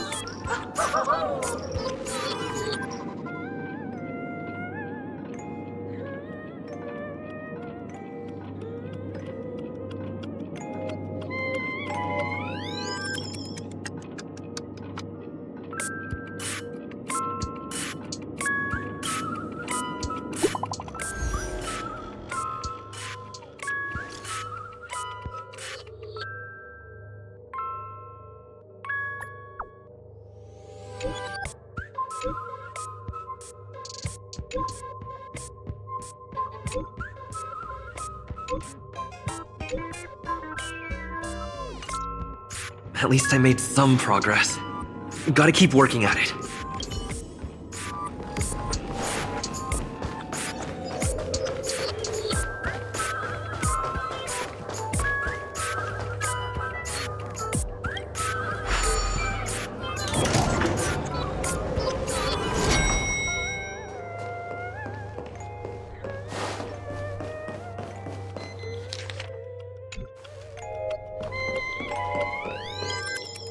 You finally arrived, oh great gray-haired little one.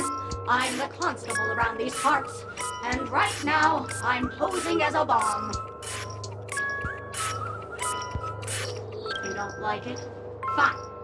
I'm now the bomb demon then. Satisfied?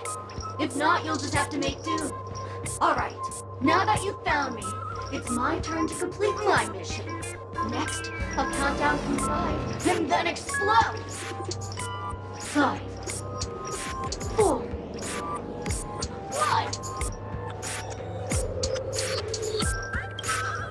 Did I miss a number? Oh, so it. No matter though.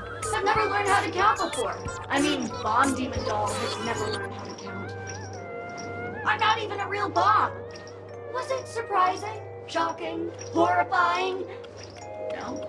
Really? Fine. That's too bad then. You really haven't learned how to grow up.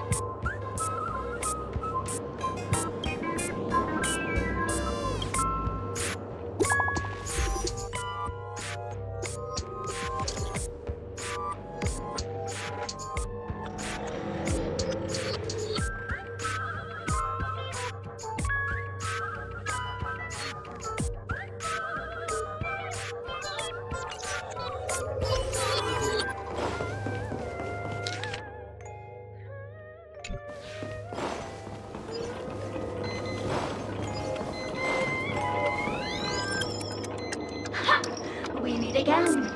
I am Penacony's famed detective. Got yourself into a pickle? I'm more than happy to help. But unfortunately, I'm preoccupied with a couple of unsolved cases. So, you'll have to wait your turn.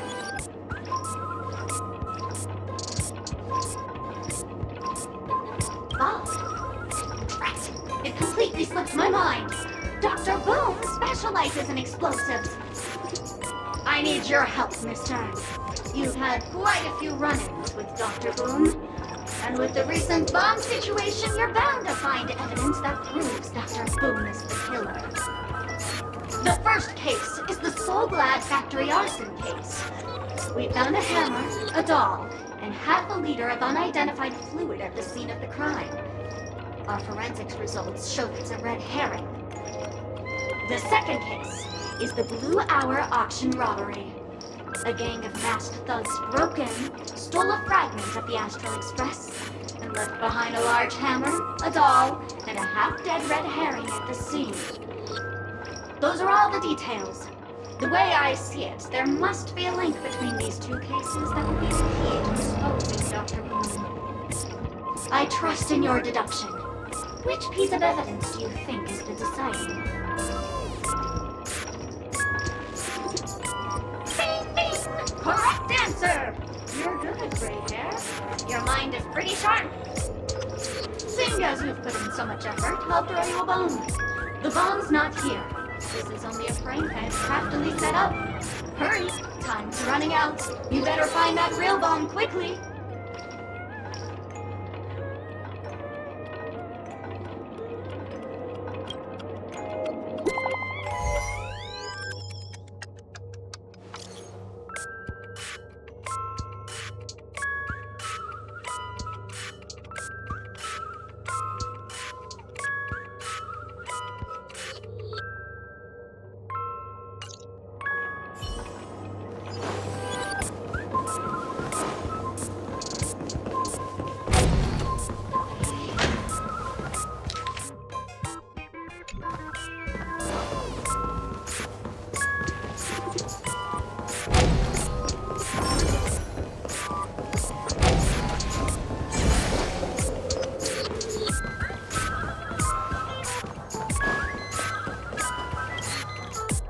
Lovely actor. You can call me the director dog. I often use this name in film credits. If you didn't know, I'm the one who directed the entire farce in Penacony. As the leading man of the show, what did you think? Feel free to share your thoughts. Well, actually, due to the current plot requirements, you're only allowed to say one line. So please try and resist the urge to share your thoughts.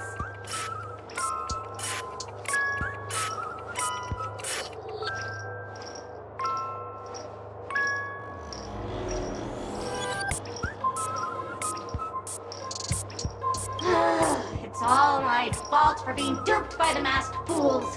The screenplay was written by someone named Miss Sparkle. She said she graduated from Sparkle University's film directing and screenwriting program, so we instantly hit it off. Who knew that there was no such thing as the film directing and screenwriting program at Sparkle University? In fact, Sparkle University isn't even real! Ah! Sparkle! Since you're done asking questions and I'm done answering, according to the script, I must reveal to you the fact that there's no bomb here at all, thus causing you to want to kick yourself for spending this whole time listening to me prattling on, after which we will part ways. But don't fret, I've also prepared a gift for you. A dream bubble that has the thrilling life and death moments I shared with the beautiful memo keeper. If you haven't seen it yet, you should hurry up and look for Dr. Edward.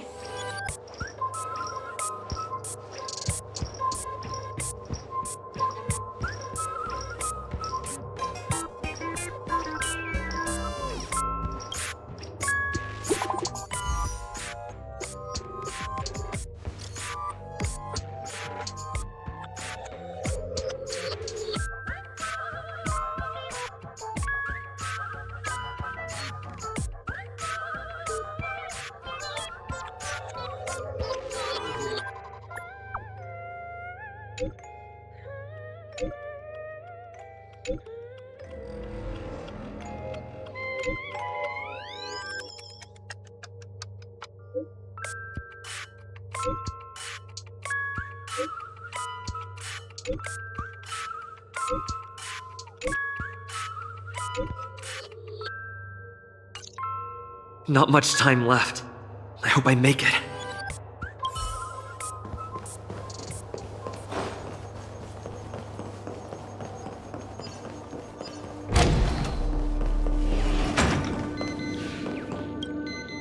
Hello, I'm a bomb. There's still some time before I explode, so you can take a look around first. That's no problem, of course.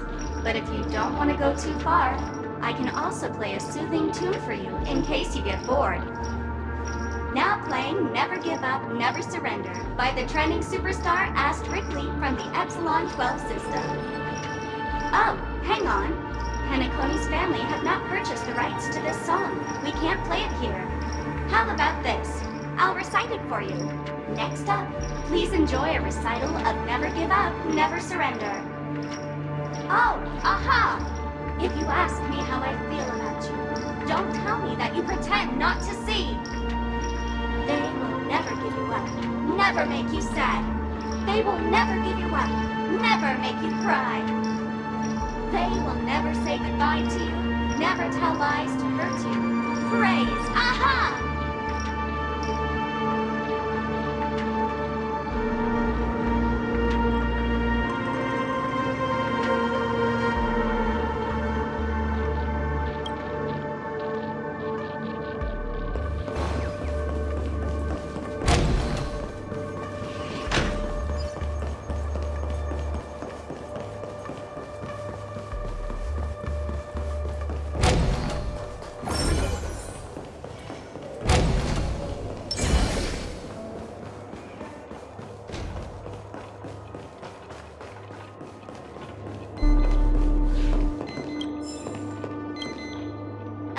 The laughter!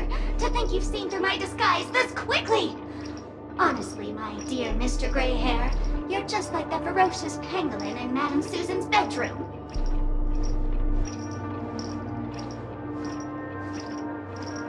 How shameful! Did Uncle Parker not teach you properly? One must pose appropriate questions at the appropriate time.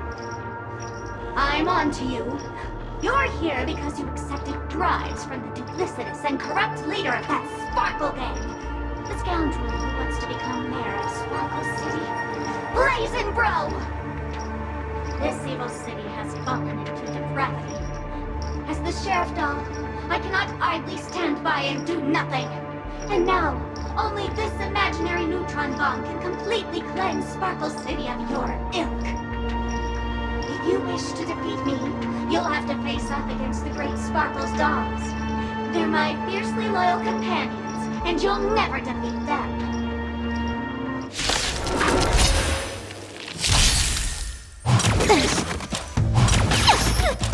Time for a buzz.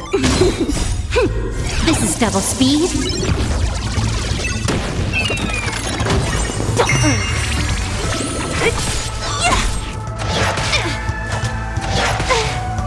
Together as one.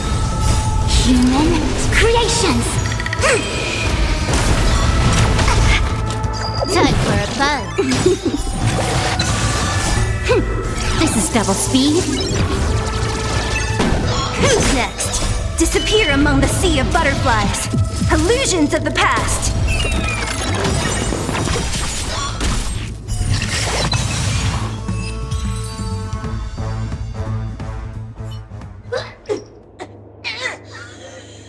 To think I was defeated by the despicable underling of Blazin' Bro. You'll never get away with this. Because I'm just an adorable doll. Not some imaginary neutron bomb.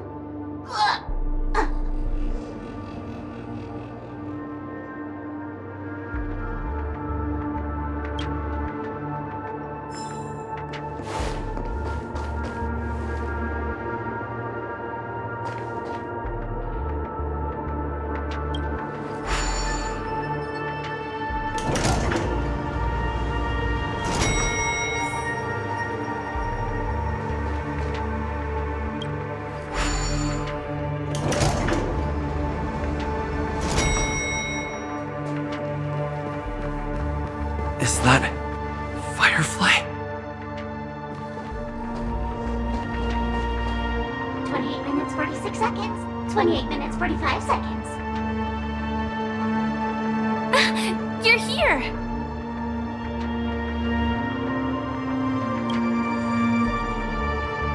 The masked fools? Huh. So this really was their doing. Since you're here, I'll just keep it short. Just over half an hour ago, I received a message from an unknown sender and rushed here as soon as I could. 27 minutes, 52 seconds. 27 minutes, 51 seconds. The Sweet Dream has lost the protection of the Order. If it were to blow up here, the consequences would be unfathomable.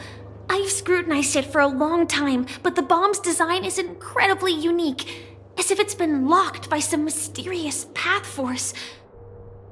Apart from its creator, I fear no one knows how to deactivate it.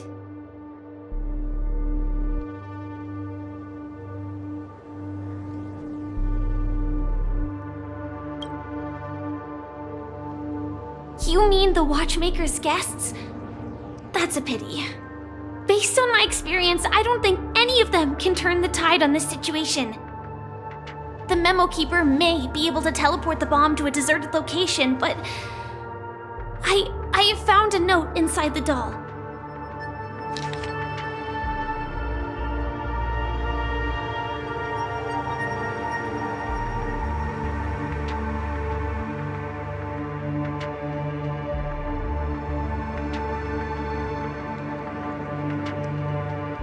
I don't know what grudges they have, but this path is a dead end, too.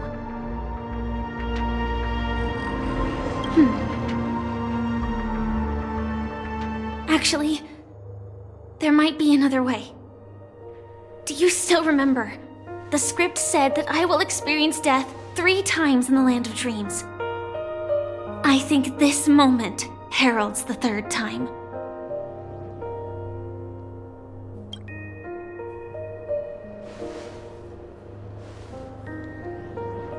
You may already know that I have no way of evoking dreams. I employ a Stellaron Hunter's special method in order to enter dreams instead. This allows me to perform feats that typical dream chasers can't. As long as I can bear the pain of the Memoria pressure, I'll be able to dive into the primal memory zone beyond the dream and extend a lifeline to the Radiant Feldspar. I will take this bomb into the depths of the dreamscape, as deep as possible where there are no living souls around. That way, at least no one will get hurt.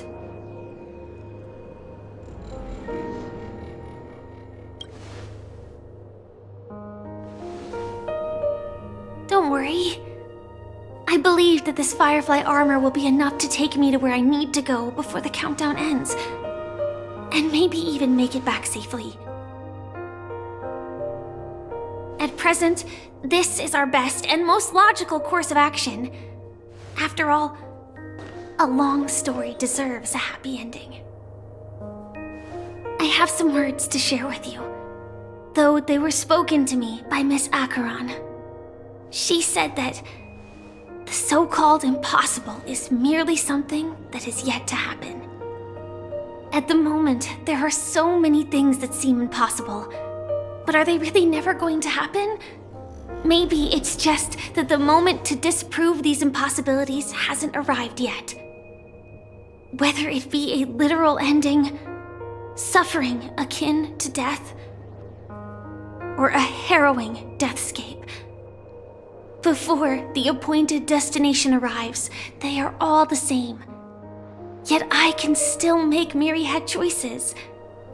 I also firmly believe that when that moment arrives for us to make a choice, the answer to our end will already be within our hearts. It is not destiny that shapes us, but we who shape destiny. The Astral Express and the Stellaron Hunters are like light and shadow. We walk on different paths, intertwined, moving forward and growing together.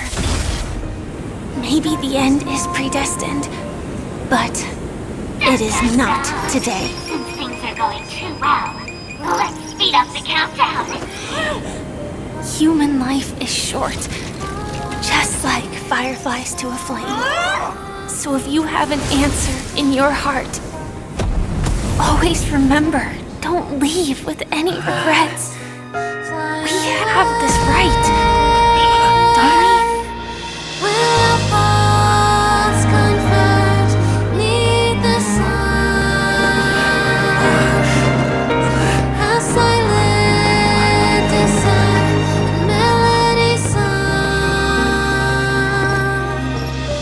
Since you care so much about other people's safety, why don't you go take a closer look?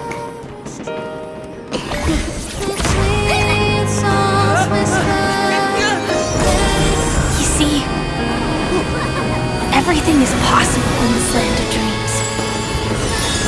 We each came here with our own goals and realized them in unimaginable ways.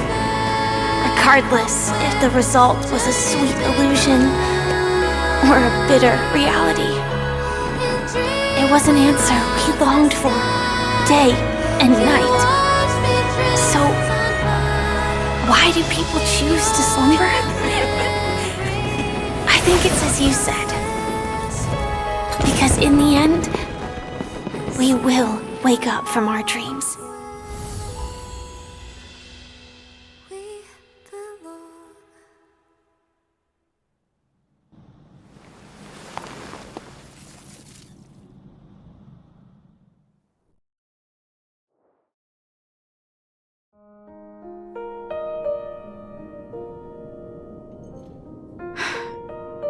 When I arrived, I happened to see a child holding it.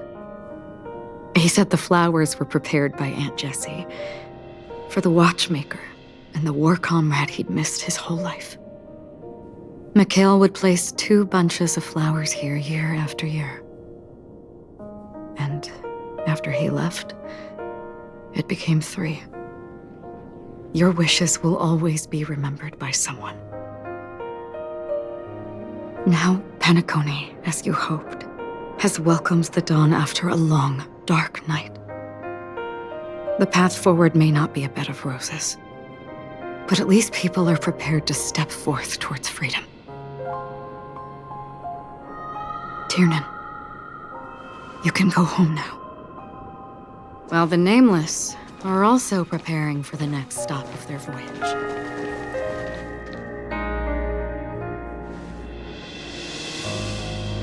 But before leaving, we still have one last thing to do.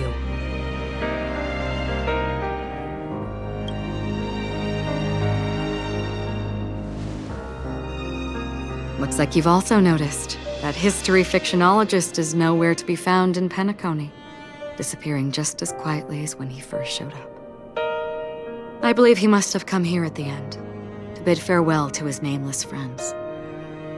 Similarly, I'm sure you all have plenty you want to say to them. A fitting end to the tale of the departed. One could not ask for a better farewell. Go on. They're all here.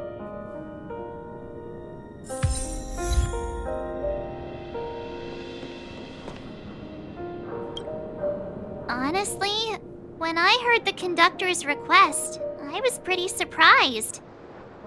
The Nameless. Those who trailblaze, doing good deeds but never seeking recognition. After all this time, how would we even find those 3 people in such a vast place like Penacony? But it seems, in the land of the dreams, anything is indeed possible. History may not remember the names of the dead, but the stars will attest to their journeys. The first glimmer of light in the prolonged night often illuminates little, as it is fleeting and the darkness too vast. But because of this, people will remember. As long as something shines in the night sky, then when the first star falls, countless more will follow, streaking across the horizon. Brooklyn Tiernan, Rosalina, Jay, and Estella, we raise a toast to you, trailblazers of the Silver Rail. toast to history that no longer remains silent. The passionate and courageous pursuit, and a voyage that traverses the stars.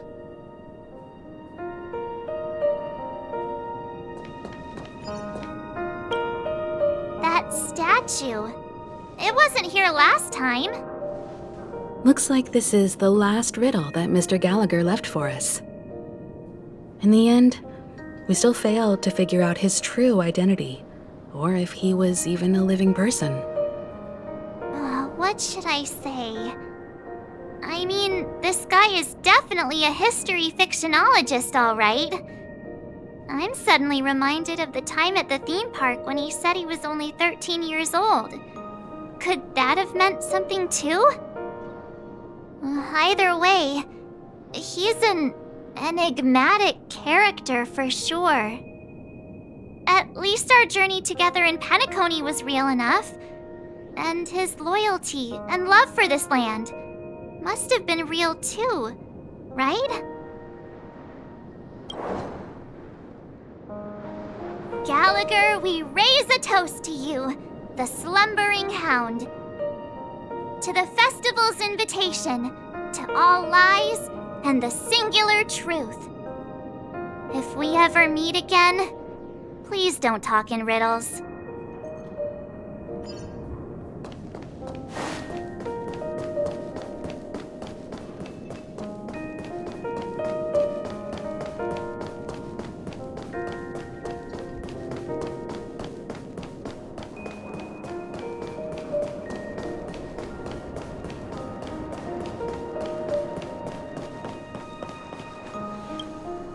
Is the Astro Express ready to depart Penacony? Apologies, Mr. Mika, that we are only now bidding you farewell. Oh, that's all right.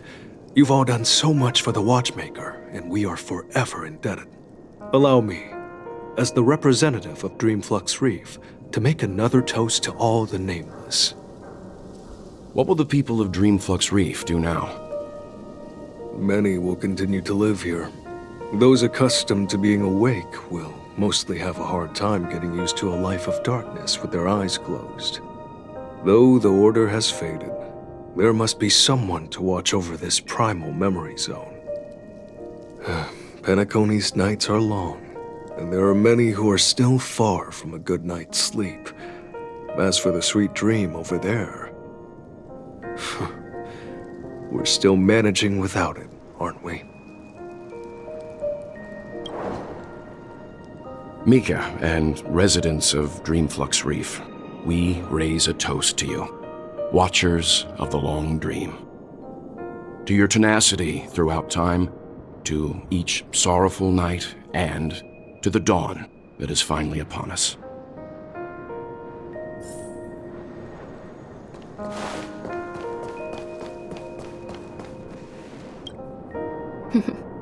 In the end, we still came full circle. This trailblazing expedition started from the moment you and a bellboy ran into each other. After going on a journey of many twists and turns, they still ended up where they started. Just like a clock's hands that turn round and round, the start and end of each day will always land on 12 o'clock, the advent of time moving forward. There shouldn't be much left to say. This entire adventure started because of you, and should naturally end with you. And then, a new page will be turned. Mikhail Char Legwork, we raise a toast to you, watchmaker of the land of the dreams, nameless of the Astral Express.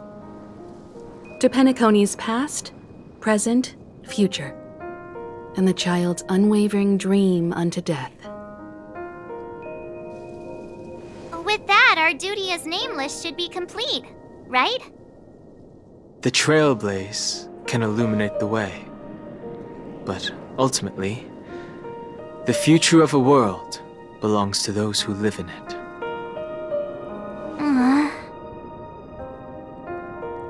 I still feel that Mr. Mikhail must have really wanted to witness this day himself. What's on your mind, March? just a strange feeling. I had it a few stops ago, but it's super strong this time. Why not talk about it? Maybe everyone's thinking the same thing. I can't help but think that whether it's Mr. Mikhail, Mr. Tiernan, or Madame Rosalina, their lives must have been long, and they must have experienced plenty of stories. They were also young once, stumbling and bumbling around just like us, getting into scraps and mischief, that sort of stuff. Companions, enemies, journeys, adventures, all the sad and happy memories. The everyday that we're used to, they've lived through them too. But those things are all in the past.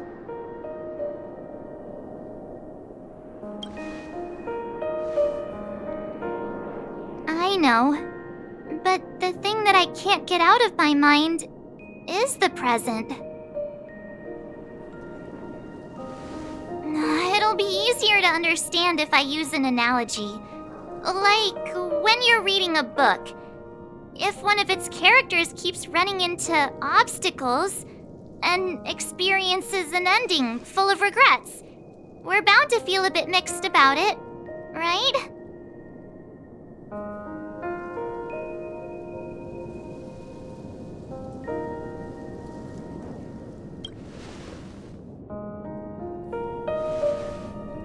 To me, it's because we've seen every nook and cranny of their lives.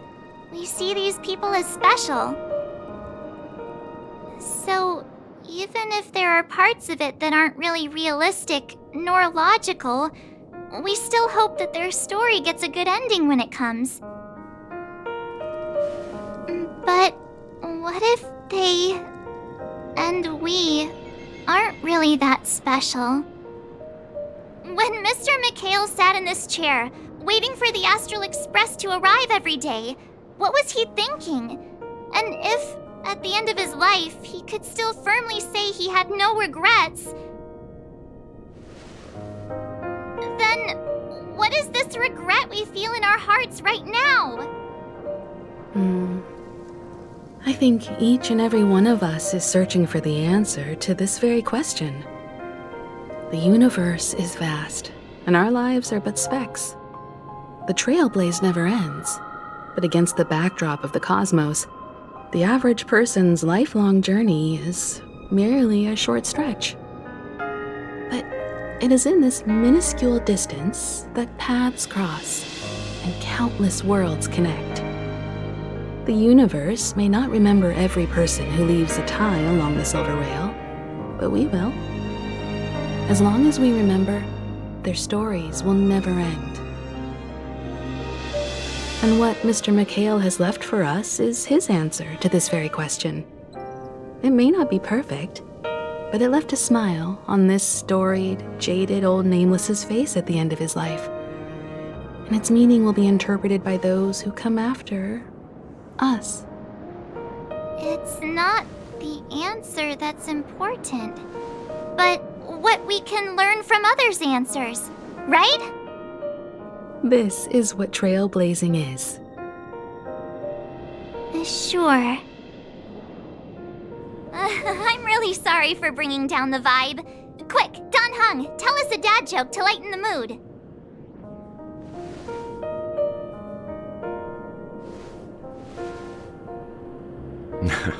It's never a bad thing to reflect. One day, we'll all have to face our own farewells. But before that, we still have a long way ahead of us together. So the most important thing right now is to tell the conductor what we saw in Penacony. Then prepare ourselves for our next trailblazing destination. I should get back to the Express. Or maybe I could say my final goodbye to Acheron.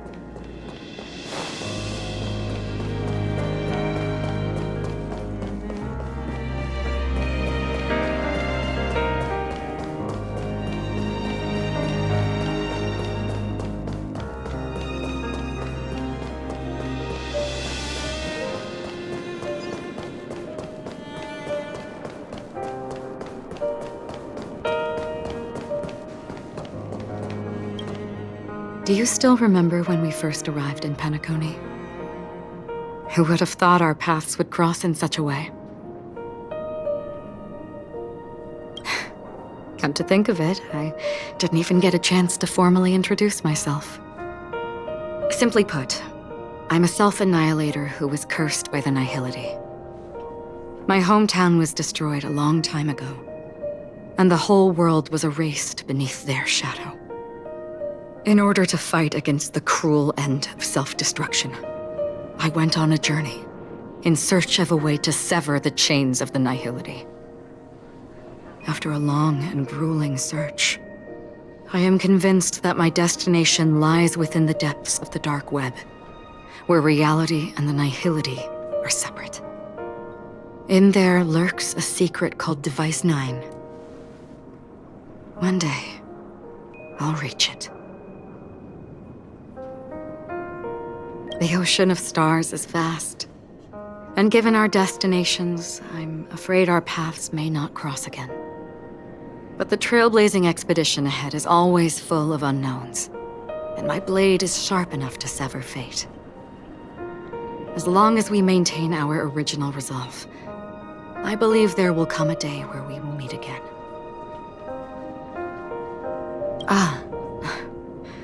In that case, I must apologize for my rudeness. Do you remember when we first met? I once said you reminded me of an acquaintance. Because of the Self-Annihilator's curse, my memories are stripped away, blurring my past. And after our journey together, what I originally thought were familiar feelings were merely illusions. I believe this was truly our first meeting.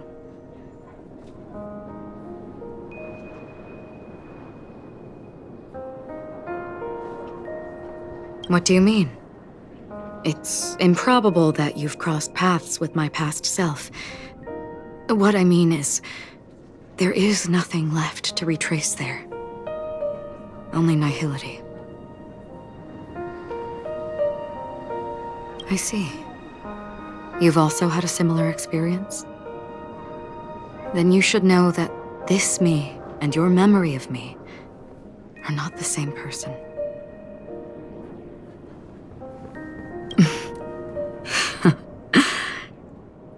Long ago, I too was like you, with irreplaceable companions.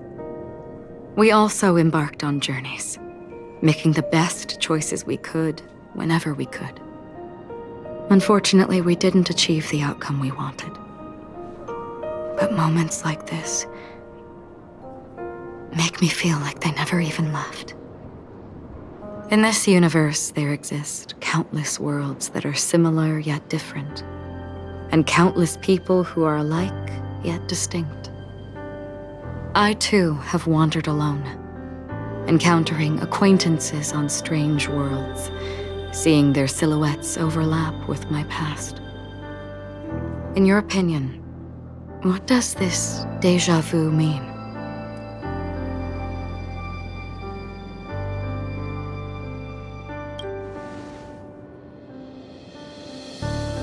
Attachment, desire, longing. They may all be right, but they are all incomplete. I believe it's not something external, but something that originates within us. An emotion that traverses time from a certain moment of our past to reach us. Perhaps it's a source of warmth and happiness, or maybe it brings pain and sorrow. Each time we reminisce on our past, we always seem to notice a tiny but unforgettable instant that we left behind us, along with certain other things that remain constant throughout. That is a summary of our lives, encapsulating everything about us in these moments. Proof of our shared path. Within them, we glimpse our own essence, and thus, we truly exist. Just like everyone in this story, hurtling onwards along the path of destiny with passion and courage, for the things that breathe meaning into their lives. Set forth on your voyage without hesitation, Nameless, on the path of the Trailblaze. Even if the ending has been predetermined, that's fine. There are countless things that humans cannot change. But before that, on the road towards the end, there are still many things that we can do. And because of this, the end will thus reveal a completely different meaning. This is the meaning of journey. All those things, beautiful before, are still so now. And I believe it will still bloom at the end of the nihility. Until we meet again beneath the sun's rays.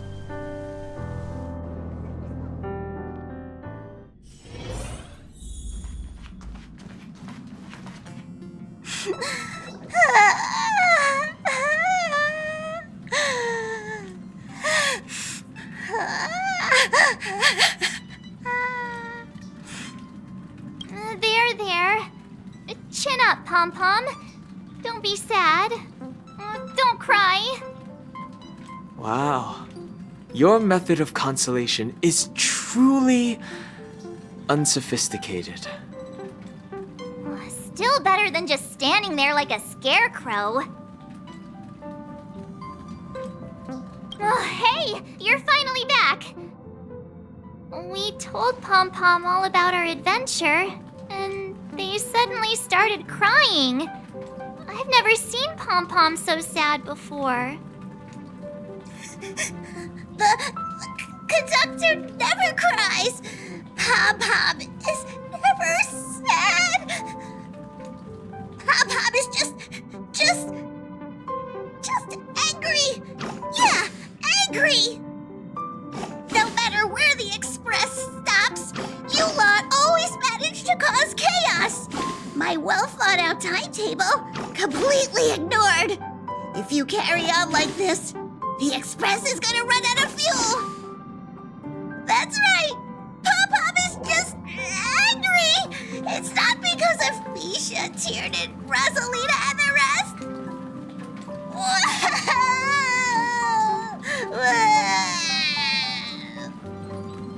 It's okay. Oh, Pom-Pom, just let it all out. Everyone, could you all take a break in the next car? Don't worry. I'll stay here with Pom-Pom. But... Let's go, March. It's okay. Oh, Pom-Pom, just let it all out.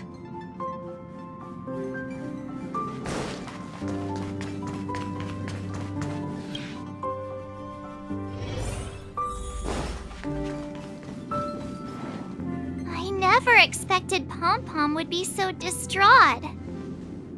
Those three nameless must have meant a lot to Pom-Pom.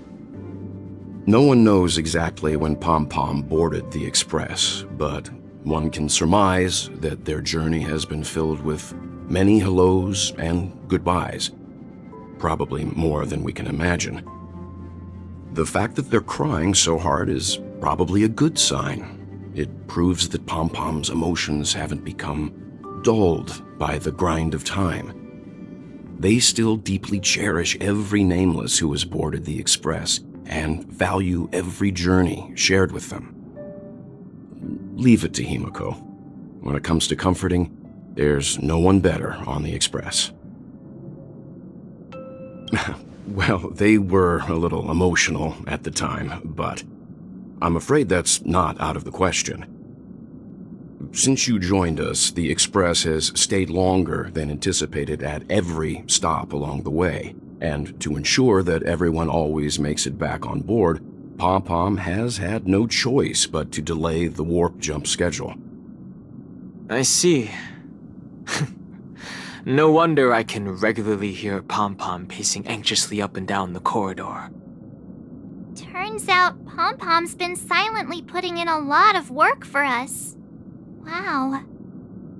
Different from typical vehicles, The Astral Express converts every trailblaze into the energy it needs to run. Ideally, as long as trailblazing expeditions continue without interruption, the Express will receive a constant flow of energy, much like a perpetual motion machine. But because of our previous encounters, fuel is being used up much faster than expected. We can probably only pull off 2 more warp jumps at most. Only 2 more? Isn't that super risky? Oh, I don't want to become an ice cube floating around in space again. When you put it like that, it doesn't actually sound too bad. But I don't even want to become an adorable ice cube floating around in space again. Which also means that we must prudently consider our next destination. Yes, I've already checked the astral charts. The 2 nearest worlds to us are the oceanic planet of Lushaka and the agate world Melustanen. As for which one we're headed to, that still requires a vote. Or perhaps you might consider a suggestion.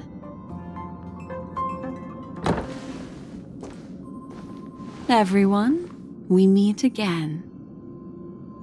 It's you! Why were you just in my room? It's a very cute room, Miss March. Just like you.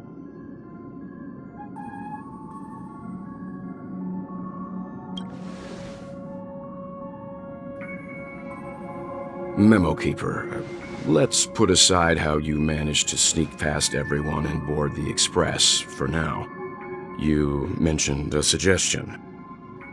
I accidentally overheard how the Express obtains fuel. I just wanted to chat with everyone to see if we could work together.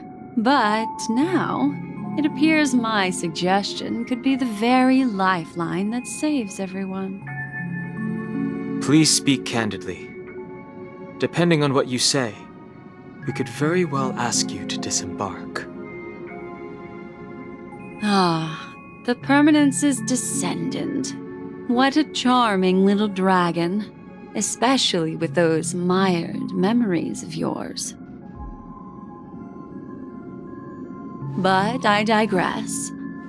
If the Astral Express is in urgent need of a special trailblazing expedition to recharge its engine, have you all considered this?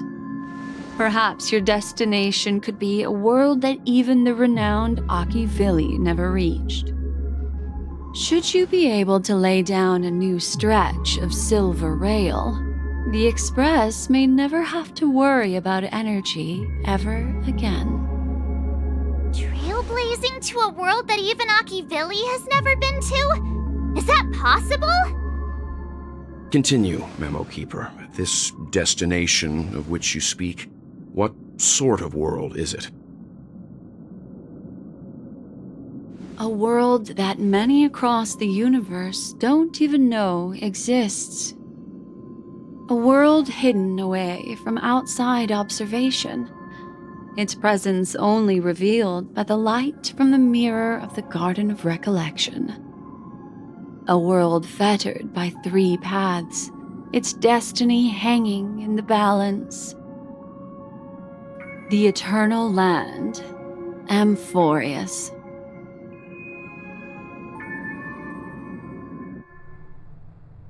I hope I'm not too late, child. I wasn't expecting it to be you. Don't you know how many sentry posts the family has built? And how hard it is to get you out of here? Looks like my time's up. What do you mean? What time? Negotiation, interrogation, or death. My fate lies entirely in your hands, Lady Bonajade. The dance is done. Why bother with the compassionate pretense and give someone who's about to die the chance to talk? Despite your fall from grace, You still look well. I'm very glad to see that you're so full of verve. Do not insult my pride with half-veiled sarcasm. Have you specially come to see me just to sate your vile vanity? Oh, of course not.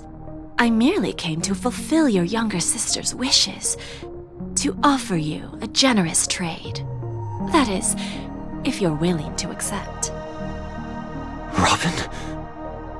To build a true haven where everyone can attain peace. That's the oath between you siblings, isn't it? If I told you there was still a chance to realize this vow, would you be willing to talk to me then? I recognize the gravity of this question, which is why you don't have to answer me right now. Go now. You are free, O Chosen One, who dare to exceed his bounds, sever your wings, descend to the mortal realm, and walk their lands. See what this world is truly like. I will not accept your charity. As I mentioned earlier, it's a trade, and you don't have to give me an answer right now. Rewards are not reaped in a day, and if there's one thing I'm best at, it's waiting. The sweet dream still continues, and the night is still long. You have plenty of time to contemplate your answer. A word of advice for you before we part ways. A word of warning from someone who's been in your shoes before. Life is too short to miss out on golden opportunities.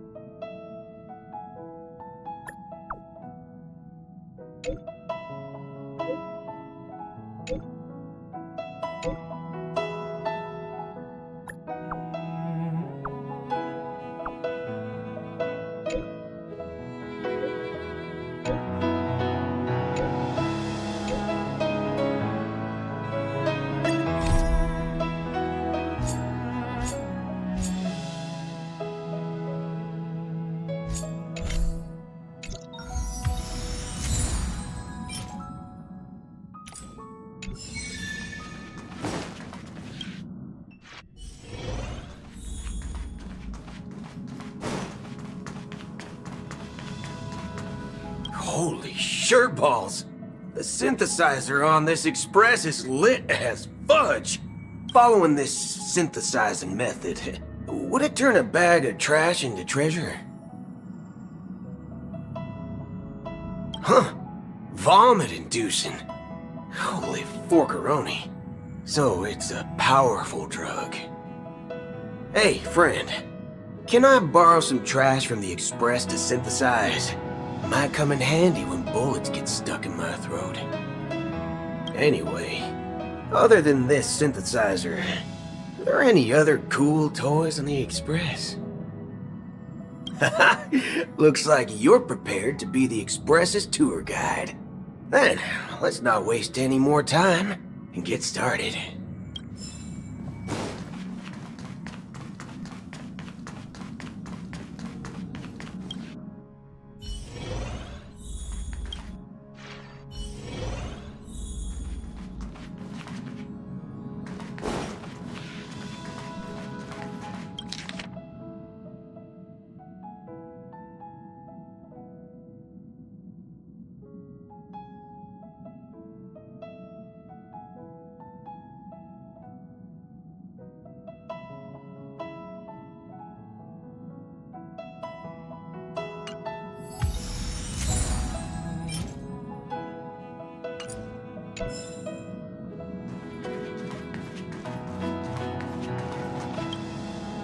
The feeling of relaxation is so nice. Ever since I stepped into the spotlight, I have especially treasured peaceful moments like this. Thank you. I hope the next time I come, I won't disturb anyone. From this angle, I can see a brilliant river of stars. It's mesmerizing. When I was younger, I didn't know what weariness was. Even at night, I was restless. I'd always drag my brother along to count the stars. The more stars I counted, the more energetic I got. Whenever that happened, my brother would hum a lullaby for me. Halfway through the song, I would already be asleep. Days of youth are fleeting. But those shining memories are gifts of growing up, and they deserve to be treasured forever.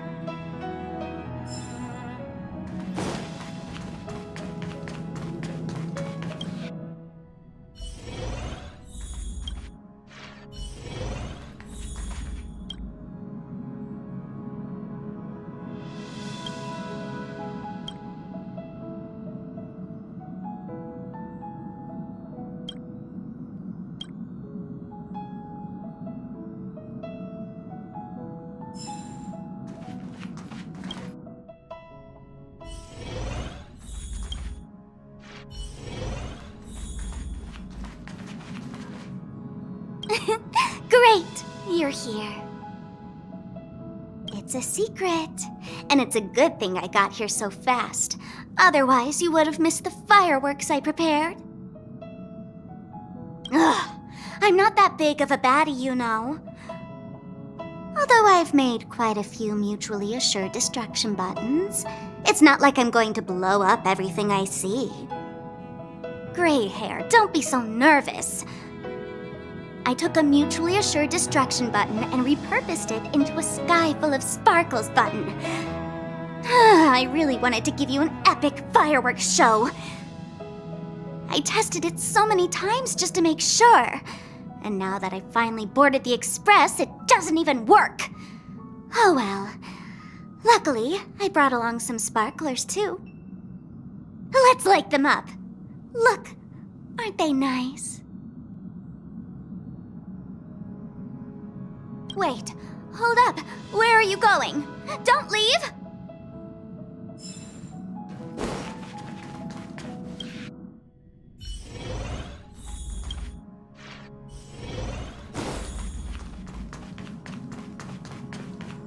You're here, little one.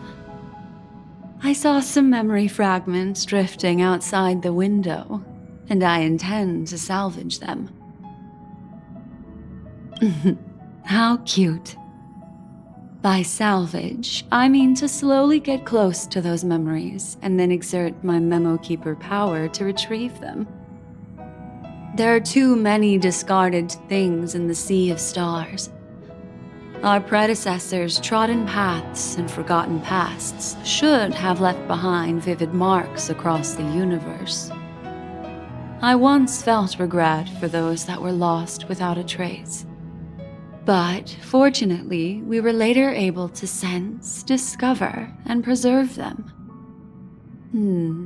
I wonder what stories have been left behind in the memory fragments that we found today. Settle down. Allow me to manifest the memories from these fragments, and I'll share them with you.